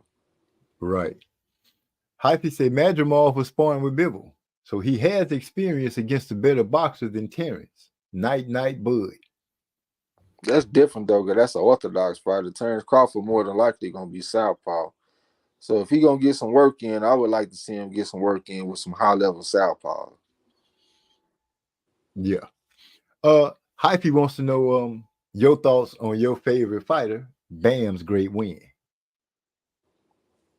Shit, you gotta put a little asterisk on it because Pedraza hadn't fought since 2022. Like I knew he was gonna get his ass whooped. Out with the old, in with the new, and you ain't fought since 2022. I didn't like know that. how the fuck is that a good combination? And you ain't had a fight since 2022, and your first fight back is against Bam fucking Rodriguez. Like, nigga, that's the definition of the wrong place at the wrong time. So yeah, I was impressed with my guy. Like Bam was probably my favorite fighter. He one of the fighters I done probably watched all the footage that they have available on YouTube. That's what made me know that I liked him a lot as a fighter, because once I started watching him, I couldn't stop watching him. I kept going from video to video, light up another blunt, watch another fight, light it up, put it out for a while, light that bitch up again, and I'm watching another fight. Like, it was like that. But at the end of the day, I can't take away the fact that he just beat a man coming off a 2-year layoff almost. You know what I'm saying? But salute to the legend. He tried to fight back a little bit, got a flash knockdown on Bam. You know, Bam can't just be coming through the front door, and he got to use them angles. But he showed some great offense. Not using as much angle as I used to see him. He was kind of more in front of the guy, but I could just tell he was coming for a knockout. He was coming for a statement. And he went out there and made it, man. I think he is a pound for pound level fighter. You know, but I got to take a little bit of shine off because he was fighting the man coming off that long layoff. Like, let's do away with the layoffs, man. Let's get some tune-up fights, and let's do things the right way. Man, if only they would. We would see so many good fights from people that you wouldn't even expect it to be a good fight with. Yeah, I think if it wasn't for the layoff, I think he would have won by decision. But when you're coming off a layoff, you miss little things like them, like you being defensively responsible for the counter body shots and shit like that. That's part of timing and all that. That's why layoffs ain't worth a fuck. I done seen some tough men get stopped off layoffs. I'm talking about they done been in the ring with all kind of tough motherfuckers, and all of a sudden they come off a layoff and get stopped. That's the kind of shit I be talking about, man. Fuck them variables. You know what I'm saying? Let's stay active, stay on you, keep your best foot forward, and give yourself the best chance to win. Fuck them layoffs. It's preaching to the choir. Eric R said it's Estrada. You called him Pedraza. I don't know. I can't trust shit you say when it comes to that type of stuff. I'm not saying it. I'm saying Eric R said it. Who is he talking to? Because he might be talking about you. I didn't call him man. I think you called him Pedraza.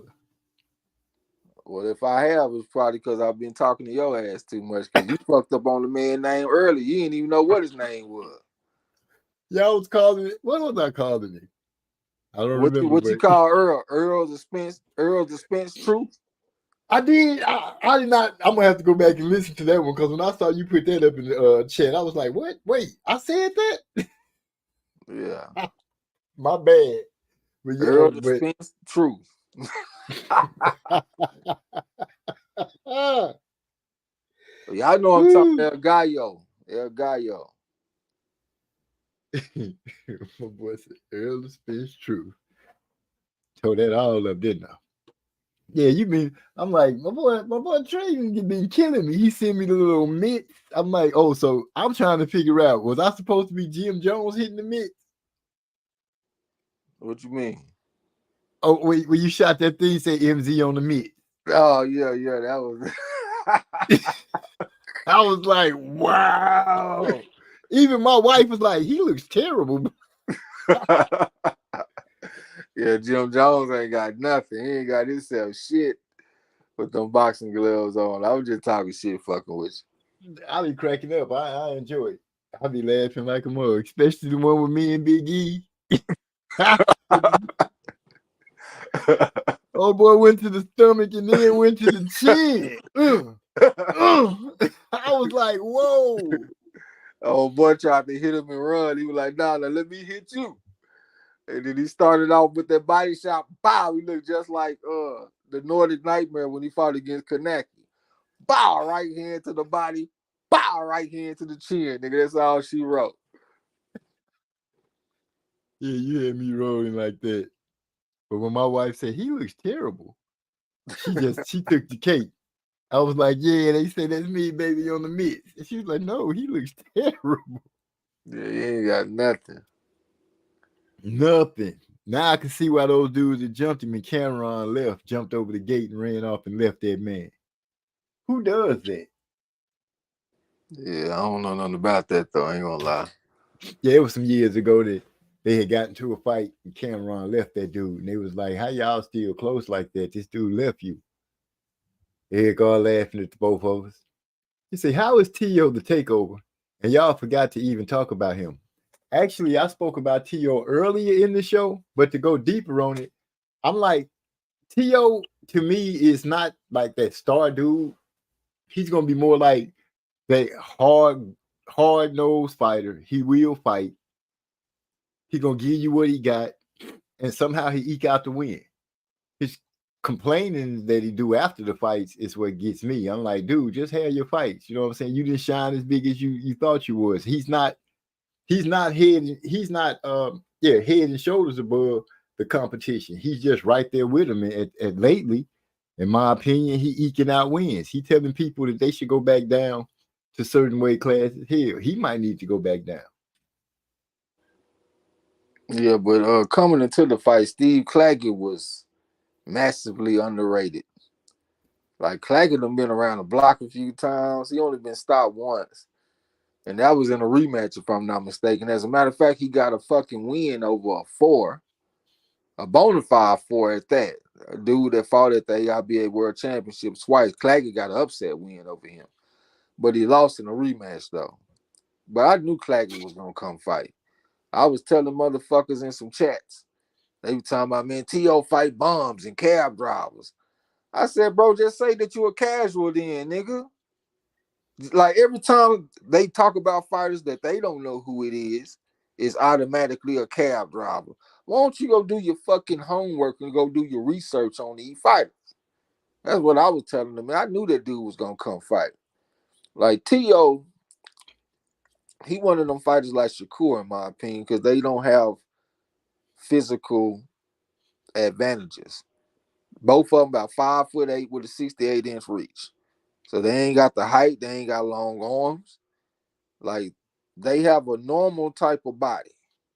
They ain't like Roy Jones Jr. and Floyd Mayweather and even Bud Crawford with these long ass arms and all this kind of shit. They more like some normal type guys to me, but with talent as far as the coordination and boxing skills and all this kind of stuff. But it's another thing when you got talent with skills combined with physical advantages. So that's what makes me think they're gonna be a cut below the elite. You know what I'm saying? But we'll see though, man. I mean, it ain't all about that. We'll see. But that is important. Yeah, I think so. So him, T.O., and Tank pretty much got the same measurements as far as arm reach. No, I think Tank is on the plus side a little bit for his shit. Tank is 65 inches tall, but he got like a 67-inch reach. Okay. Yeah, so he's actually on the outside. Like, but the other guys, they like 68 inches tall with a 68-inch reach. Like they 1-to-1 ratio. Tank Davis is a little bit outside of that. So when it comes to the classic great fighter frame, Tank is actually closer to that than them. That to me that puts another aspect to it. I'm like that's a good marker for him. That's a good marker for him. Yeah, I'll be listening to Shakur talk and stuff, and Bonafide. Well, not Bonafide. He's a 5. He got a 5, and he got a 4.5. So he at least a Bonafide 4.5. Baby world beater. I respect that. But the fighters that he compare himself to, he just don't have their frames. Like I hear him talking about Floyd and Sweet Pea Whitaker and stuff. He don't have long arms like them dudes. So a lot of the moves that they was able to do, I don't think they will serve him the same. You know what I'm saying? Like if he, damn, I heard something that just threw the thought out my head. It's all good. I guess I'll come back to it if it come back to me. Oh, I was on mute. Yeah, I don't know what the fuck it was. I was thinking, I listened to Shakur like you said, and I'm just wondering, he the baby world beater. I want to know what his pain threshold is like. The guys that I've seen him like really clamp down on, he was able to make them miss in close quarters. My mind is running constantly. Him trying to box, I thought he and Tank had the same arm reach, but if his Tank's got a little more to him, how is Shakur gonna be able to box from the outside comfortably? And what is his reaction gonna be if he gets hit hard? Is he gonna get on his bicycle and try to box like that the whole fight? I think he's capable of doing that, but I don't think he can win like that.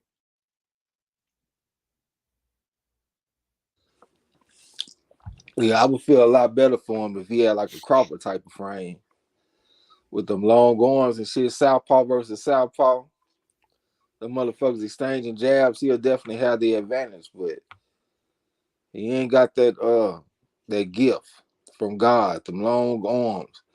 Crawford is 68 inches tall and got a 74-inch reach.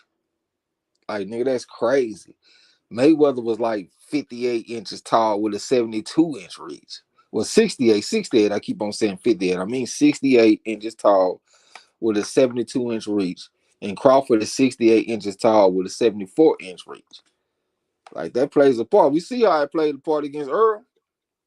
Earl came in with that 72-inch reach, maybe 72 and a half, something like that. And Crawford had that 74, and they exchanged jabs. Crawford throwing them slip jabs, parry jabs. He was fucking Earl up with that shit. So I would feel a lot better for a fighter like Shakur if he had that. But he don't. And I think that's why I saw him have some problems with a fighter like Nakathila.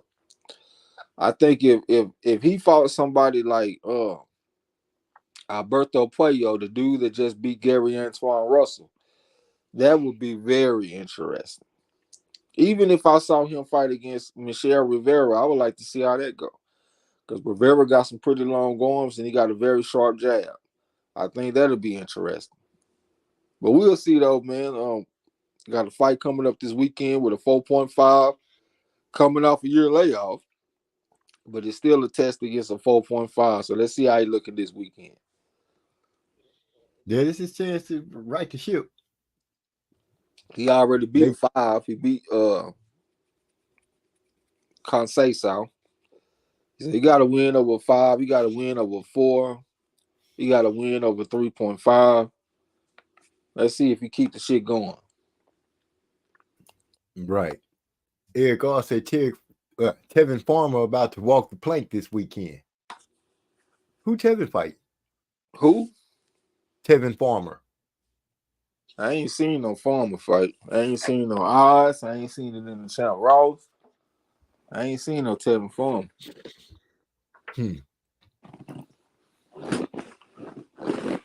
He said Jim Jones versus Stephen A. Smith, the fight we didn't know we needed. Oh man, I saw Stephen A. Smith doing the 1-2 uppercut. Man, that was the most pitiful thing I had ever seen in life. Babies throw punches better than Stephen A. Smith does. You ever seen that video? Yeah, that was the worst mitt work in the history of boxing. That was terrible. It looked like a joke. I think that dude did that on purpose to make Stephen A. look bad. Like, who the fuck throws a left hook way down there and then come back with that stiff ass uppercut? That shit was raggedy as a motherfucker. Like, I ain't never seen no shit like that. Like, look how low he was throwing the hook. Like, who throws the hook way down there like that? And then they posted it to the internet. Like, right, like he was doing something. Yeah, what the fuck make you do some shit like that? And I heard Stephen A. Smith say, you can't whoop me. I heard him put that little challenge out like that. When I see that, I'm like, dude, everybody will run through you. Stephen A. should have made that nigga sign an NDA, a non-disclosure agreement after that shit. I would have took that nigga to court and sued that motherfucker be posting some shit like that on the internet. Man, that shit's crazy. Man, he can't help it. That man can't throw punches. Yeah, he ain't got nothing. Man, let me see. My glasses got a little fogged up. I'm tired of hearing niggas create these narratives that Shakur got to throw. What's that? A Hayuki fireball his next fight or else. Nigga, you got famous for being boring. Just keep winning. That ain't really true though. Like, was he boring against Valdez? Was he boring against Herring? Was he boring against Yoshino? Was he boring against Conceição? Hell no. He was getting all combinations and looking good and looking pretty out there. See, the 2 fights that he had that was boring was against Edwin De Los Santos and Jeremiah Nakathila. Outside of that, he don't actually been entertaining to me. Getting off combinations, looking smooth out there. He ain't been moving the whole time. Like when he fought against Herring, he stepped straight to him. When he fought against Yoshino, he was hitting that motherfucker with 4-5 punch combination, lighting him up. He was the closest that I seen to stopping Conceição. And I bet on that fight. We took Shakur by decision. I'm over here biting my nails watching that shit because I thought he was going to stop Conceição. So he ain't been boring the whole time, man. I think that is definitely unfair. I think he deserves his criticism for those 2 fights, Nakathila and De Los Santos. But outside of that, I think calling him boring is definitely unfair. Yeah, he said that's what he tired of people making that trying to make that narrative. Because shoot, that's one of the favorite reasons niggas say the baby world beater, because he was out there, he clowns. But we'll see what he gonna do coming up. And he corrected himself. Where is it? He said they fight on what day they fight? On the 13th. Who that's fight? Farmer fighting. Who is he fighting, Eric R? Farmer versus Martella. Muratalla, yeah, him. Oh yeah, that's an ass whooping. Then if he fighting against Raymond Muratalla, that's an ass kicking. I ain't seen that though.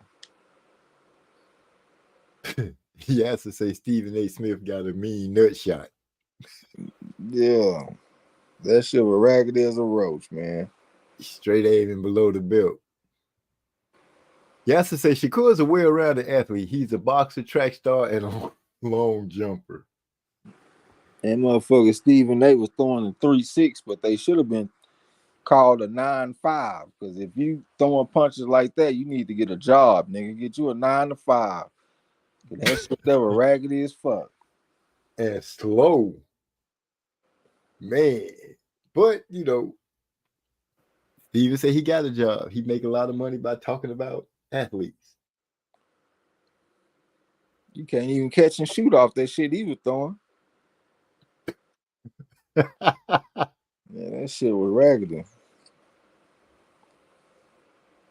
We got Hype to say Robert Garcia called Aram about making a fight with Muratella versus Shakur. As soon as Shakur got wind, he ran to sign the contract versus Artem. Hype be having information, and I'll be like, where you get that from? Hype be on something. He be getting it though. Muratella showed some vulnerability in his last fight though, so his stock went down a little bit. He didn't look like a world beat in the last fight.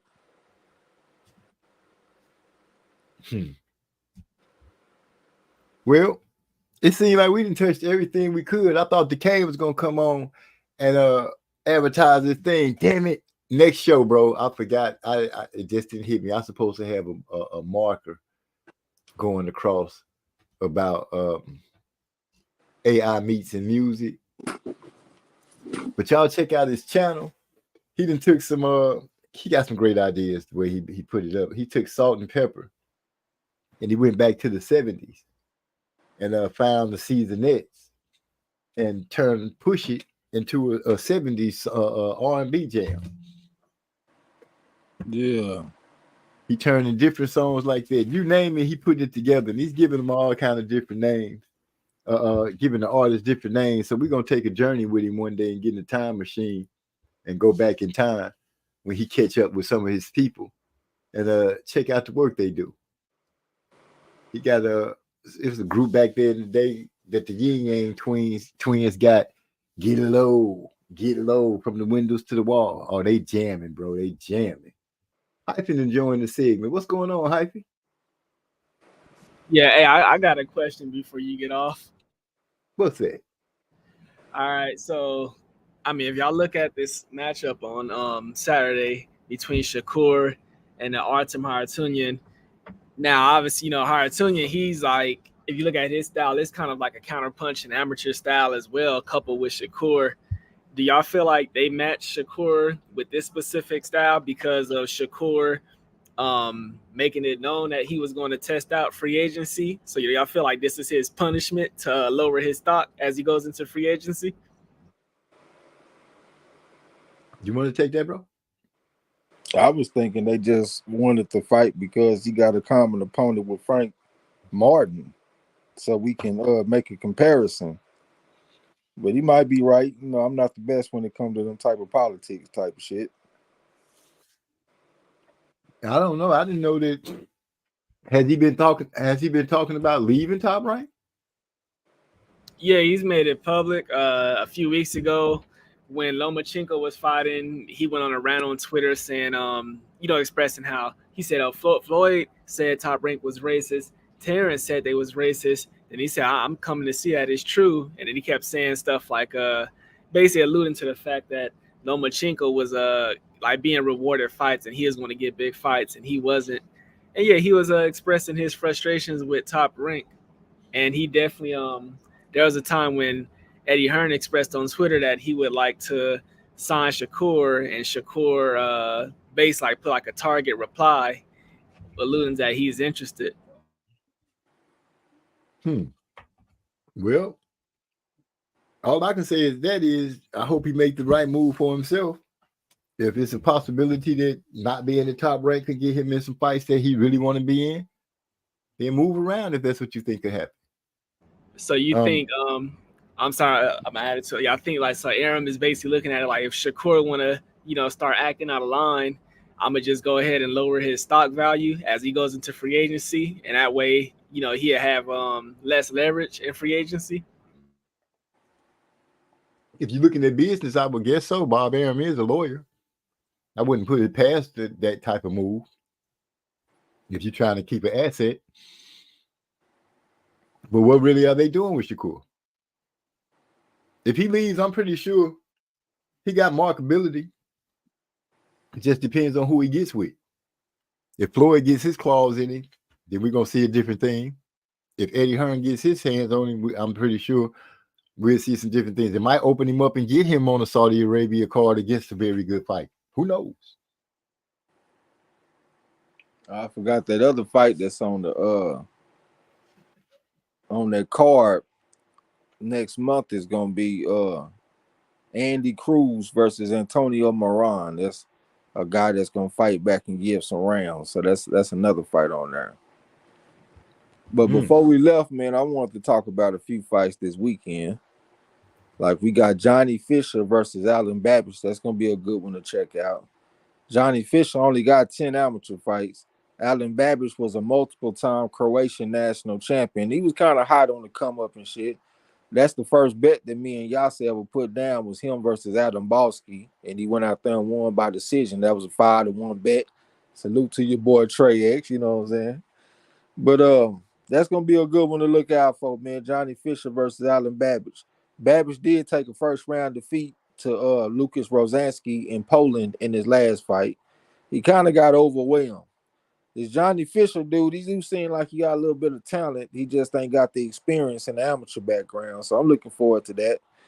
Then another one is going to be Reese Belotti versus Levi Giles. Belotti is just one of them tough-ass UK fighters that's coming forward, throwing punches, trying to take your heart. And he was a 2-time ABA national champion over there.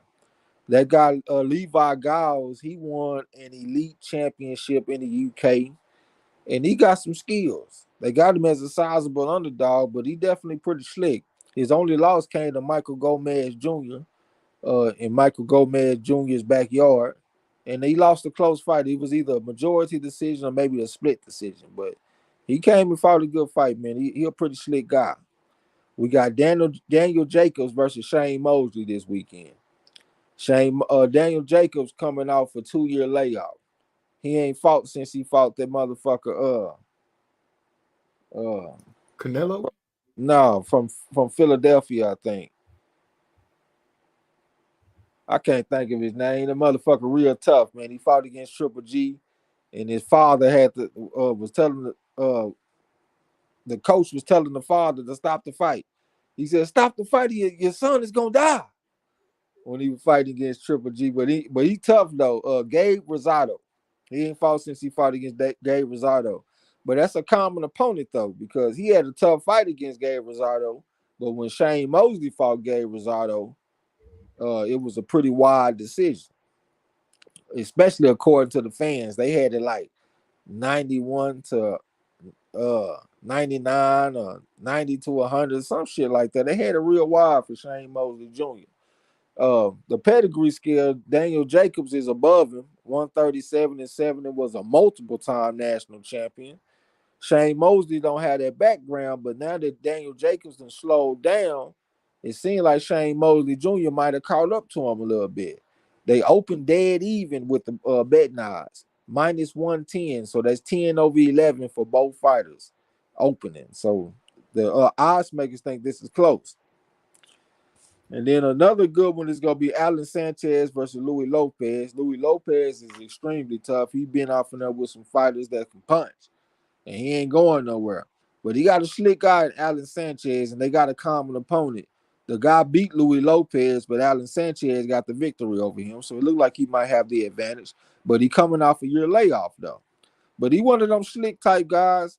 He only got about 10, 15 amateur fights, but he done learned on the job, and he done been in there with good fighters for a long time, you know what I'm saying? So he 23-5-1, but them 5 losses came against some good guys.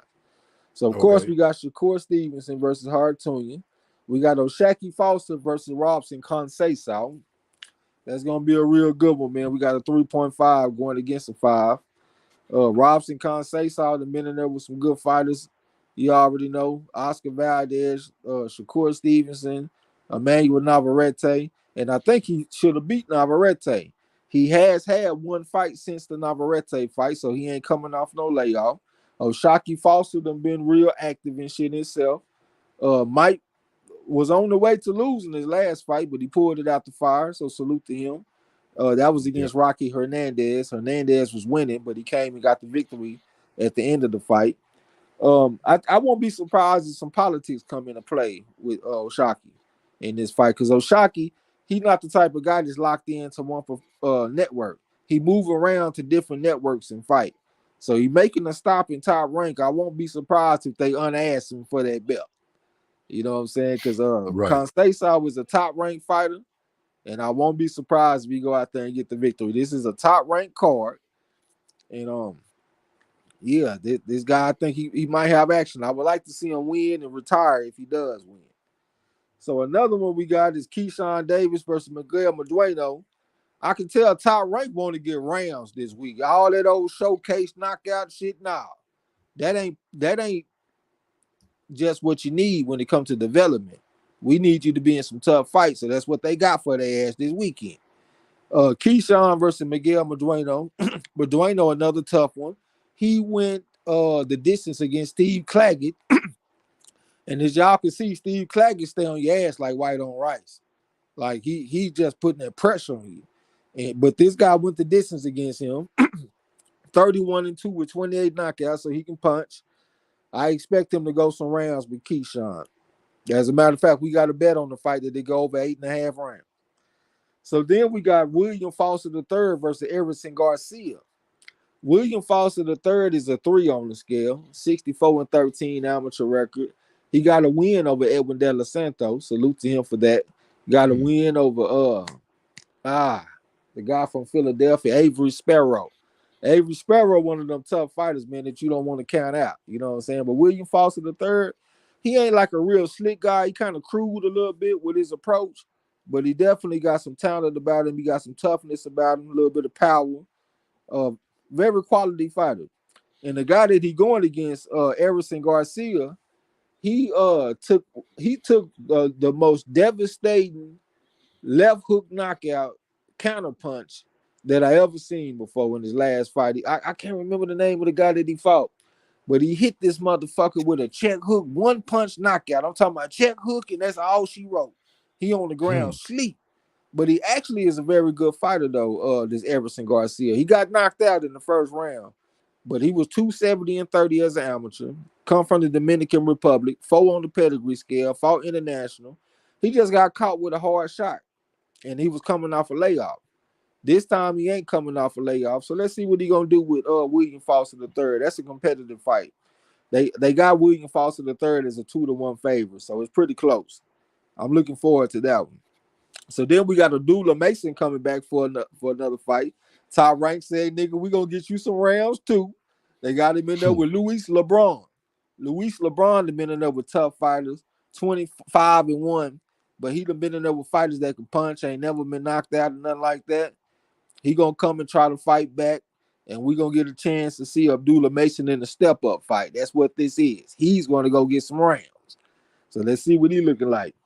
Keyshawn Davis' little brother is going to be on this card. Kelvin Davis, the tall southpaw with power. He can really punch.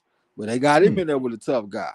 But the thing is, this guy, Kevin Johnson, he coming off a 2-year layoff. He ain't fought since 2022. He is normally pretty tough, but we know the layoffs increase knockouts. So even though they trying to get Kelvin Davis some rounds, I won't be surprised if he go in there and knock this guy out. You know what I'm saying? It's really 50-50. It can go either way. It can go knockout or it can go decision. So then we got William Zepeda versus Giovanni Cabrera. Giovanni Cabrera is one of my favorite fighters. Like, he just tough. He went out there and whooped that kid from Stockton, California. I can't think of his name. I can't even think of his amateur record, but I know he's like a 6-time national champion. Cabrera beat him. He went the distance against Pitbull Cruz in the last fight, lost by split decision. So you know he was fighting back in that motherfucker. He got about 60 amateur fights, fought in Mexico, and he fought in Chicago. So he one of them strange cases where a dude got some significant amateur accomplishments in 2 countries, United States and and Mexico. And he going against William Cepeda, a 4 on the pedigree scale. He fought at the AIBA World Championships. Southpaw versus Southpaw. Cabrera throw a bunch of punches, action type fighter. Not Cabrera, but Zepeda throw a bunch of punches, action type fighter. The odds makers are expecting Zepeda to get the knockout, but I'm expecting Cabrera to be around in that bitch. He ain't going nowhere. He's slick, he's smooth. He got some he keep his hands kind of low, but he able to make it work for him. You know what I'm saying? So that's a good matchup. We got Ricardo Sandoval versus Angel Acosta. That's gonna be a pretty good one. Acosta been stopped twice, but he got stopped late against Navarrete, and he also got stopped against I can't think of that southpaw that Hyphy like. He out of Japan. He think Bam Rodriguez scared of him, don't want no smoke. I can't think of his name. But them the only 2 dudes to I might got them mixed up. I might be tripping on that, y'all. My bad about that. But that's a good matchup though, Sandoval and Acosta. And then the last one, well, no, not the last one, the last 2. Alex Martin and Sean Town, he is coming back off his stoppage loss to Gerardo. Duarte Gerardo, the one that got stopped by Ryan Garcia. He the only person to stop Alex Martin. They got him in there with Pedro Campa. That's the dude that got stopped in 7 rounds by Teofimo Lopez. He went the distance against Brandon Lee. He an okay little old fighter, man. Alex Martin, he just ain't fought in like 18 months. You know what I'm saying? That's the only thing I don't like. Campa, he ain't fought in like 9 months. That's gonna be a pretty decent fight, man. Alex Martin, he a 6-time national champion, got almost 200 amateur fights. I would like to pick him, but he ain't fought in a long time. But they did have him open as a favorite. He opened as a 2-3 favorite, -150. So then we got a fight in Japan, Kazuto Ioka versus Fernando Martinez. Martinez is an Olympian. That's the kind of shit I like. But lately, them Japanese fighters been hot. And even if they ain't hot, they be robbing motherfuckers for them Japanese fighters. Like, shit, y'all can say what you want to say. You can get mad. I don't give a fuck. They be cheating like a motherfucker over there in Japan. Shit, I'm still thinking about my guy. What's my man name? Victor Santillan. Went over there and lost by split decision. One referee had him winning 10-2. The other 2 not referee, but one judge had him winning 10-2. The other 2 judges had him losing 8-4. How the fuck that happened? How one judge got you winning 10-2 and the other 2 got you losing 8-4? They be cheating like a motherfucker over there in Japan. Cause that shit at 3 o'clock in the morning, ain't nobody watching it, and they get to cheat their ass off. So that's what they about to do with Fernando Martinez. They got this Kazuto Ioka guy. He gonna win by UD or some shit, SD or something probably. But Martinez is coming off a year layoff though, so that's something going against him. But I would not be picking against Japanese fighters in Japan. Fuck no. So I got to go with Ioka in this fight. But that's the rundown for this weekend, man. We got some pretty damn good fights, opportunities to make some money if you like to bet. We already got 2 bets down. I was thinking about being more aggressive because we just took the overs in the Keyshawn Davis and the Zepeda fight. Might go back and take him to win by decision. Abdullah Mason got to get a bet on his fight because ain't no variables like layoffs and shit like that. So we got some opportunities to make a few dollars this weekend. You know what I'm saying? So that's the rundown for this weekend. Sorry for talking y'all to death. Shoot, you did your thing. Yeah, we gonna go ahead. You better not say that. Damn phone trying to talk. Yeah, we gonna put some money down so we can try to make a little bit. But a thing that's been like jogging in my head, you know, listening to all the good fights coming up. Are we talking about the Magic Man fighting against Shane Mosley Jr.? Yeah, that's the Miracle Man. Miracle, yeah, him. Yeah. Damn. I thought he retired. Yeah, we ain't seen him in 2 years. That's why I thought he retired. I really thought he retired. He ain't been the same since he ain't been with his coach too. So I might have to go with Shane Mosley Jr. Yeah, I'm gonna take the youngster. Dang, Miracle Man coming out, man. That's what was really, when I heard you saying him, I was like, is he saying somebody else? Did the dude have a son? Is it somebody with the same name? So I had to ask. Yeah, Miracle Man. Well, we're gonna see if he could pull off a miracle. Seeing that we a couple of minutes from midnight. You got anything else you want to add, bro? Nah, man, appreciate you letting me get on the panel, man. Salute to everybody that came through. Check out the live stream with my OG partner. You know what I'm saying? Hopefully we get us some victories and the best this weekend. Got to come back with something ever since Ramla Ali and all that shit let us down last weekend. Man. Even though we knew better going in because of the common opponent and shit. But it's all good, though. You live and you learn. Get experience, get better. Don't make no excuses. You know what I'm saying? But appreciate you, man. We're going to come back with something. Y'all make sure y'all check out the fights this weekend. If you ain't doing shit, jump on the Discord. Me and Yasa be in there watching fights a lot of the time. Hyphy will come through, show his face, watch fights. Sometimes Gil Cole pull up. Sometimes Joseph Brown pull up. So y'all come through and check the fights out with us. Me and Yasa, we going to be smoking hash and smoking gas and just acting a goddamn fool. You know what I'm saying? But much love to everybody. I ain't going to talk y'all to death. Salute. Salute. Y'all make sure to tune in to AI Meets and Music. Like I said, that boy that Kane over there taking the time machine back in time. Go ahead and take a ride with him and check out some things that's going down with him in those 1970s. Like I said, you can go over there and check out the Seasonettes and a whole bunch of other groups that he got set up. With that being said, I appreciate everybody coming through and spending your time. And for those of you that watch the replay, I appreciate you and thanks.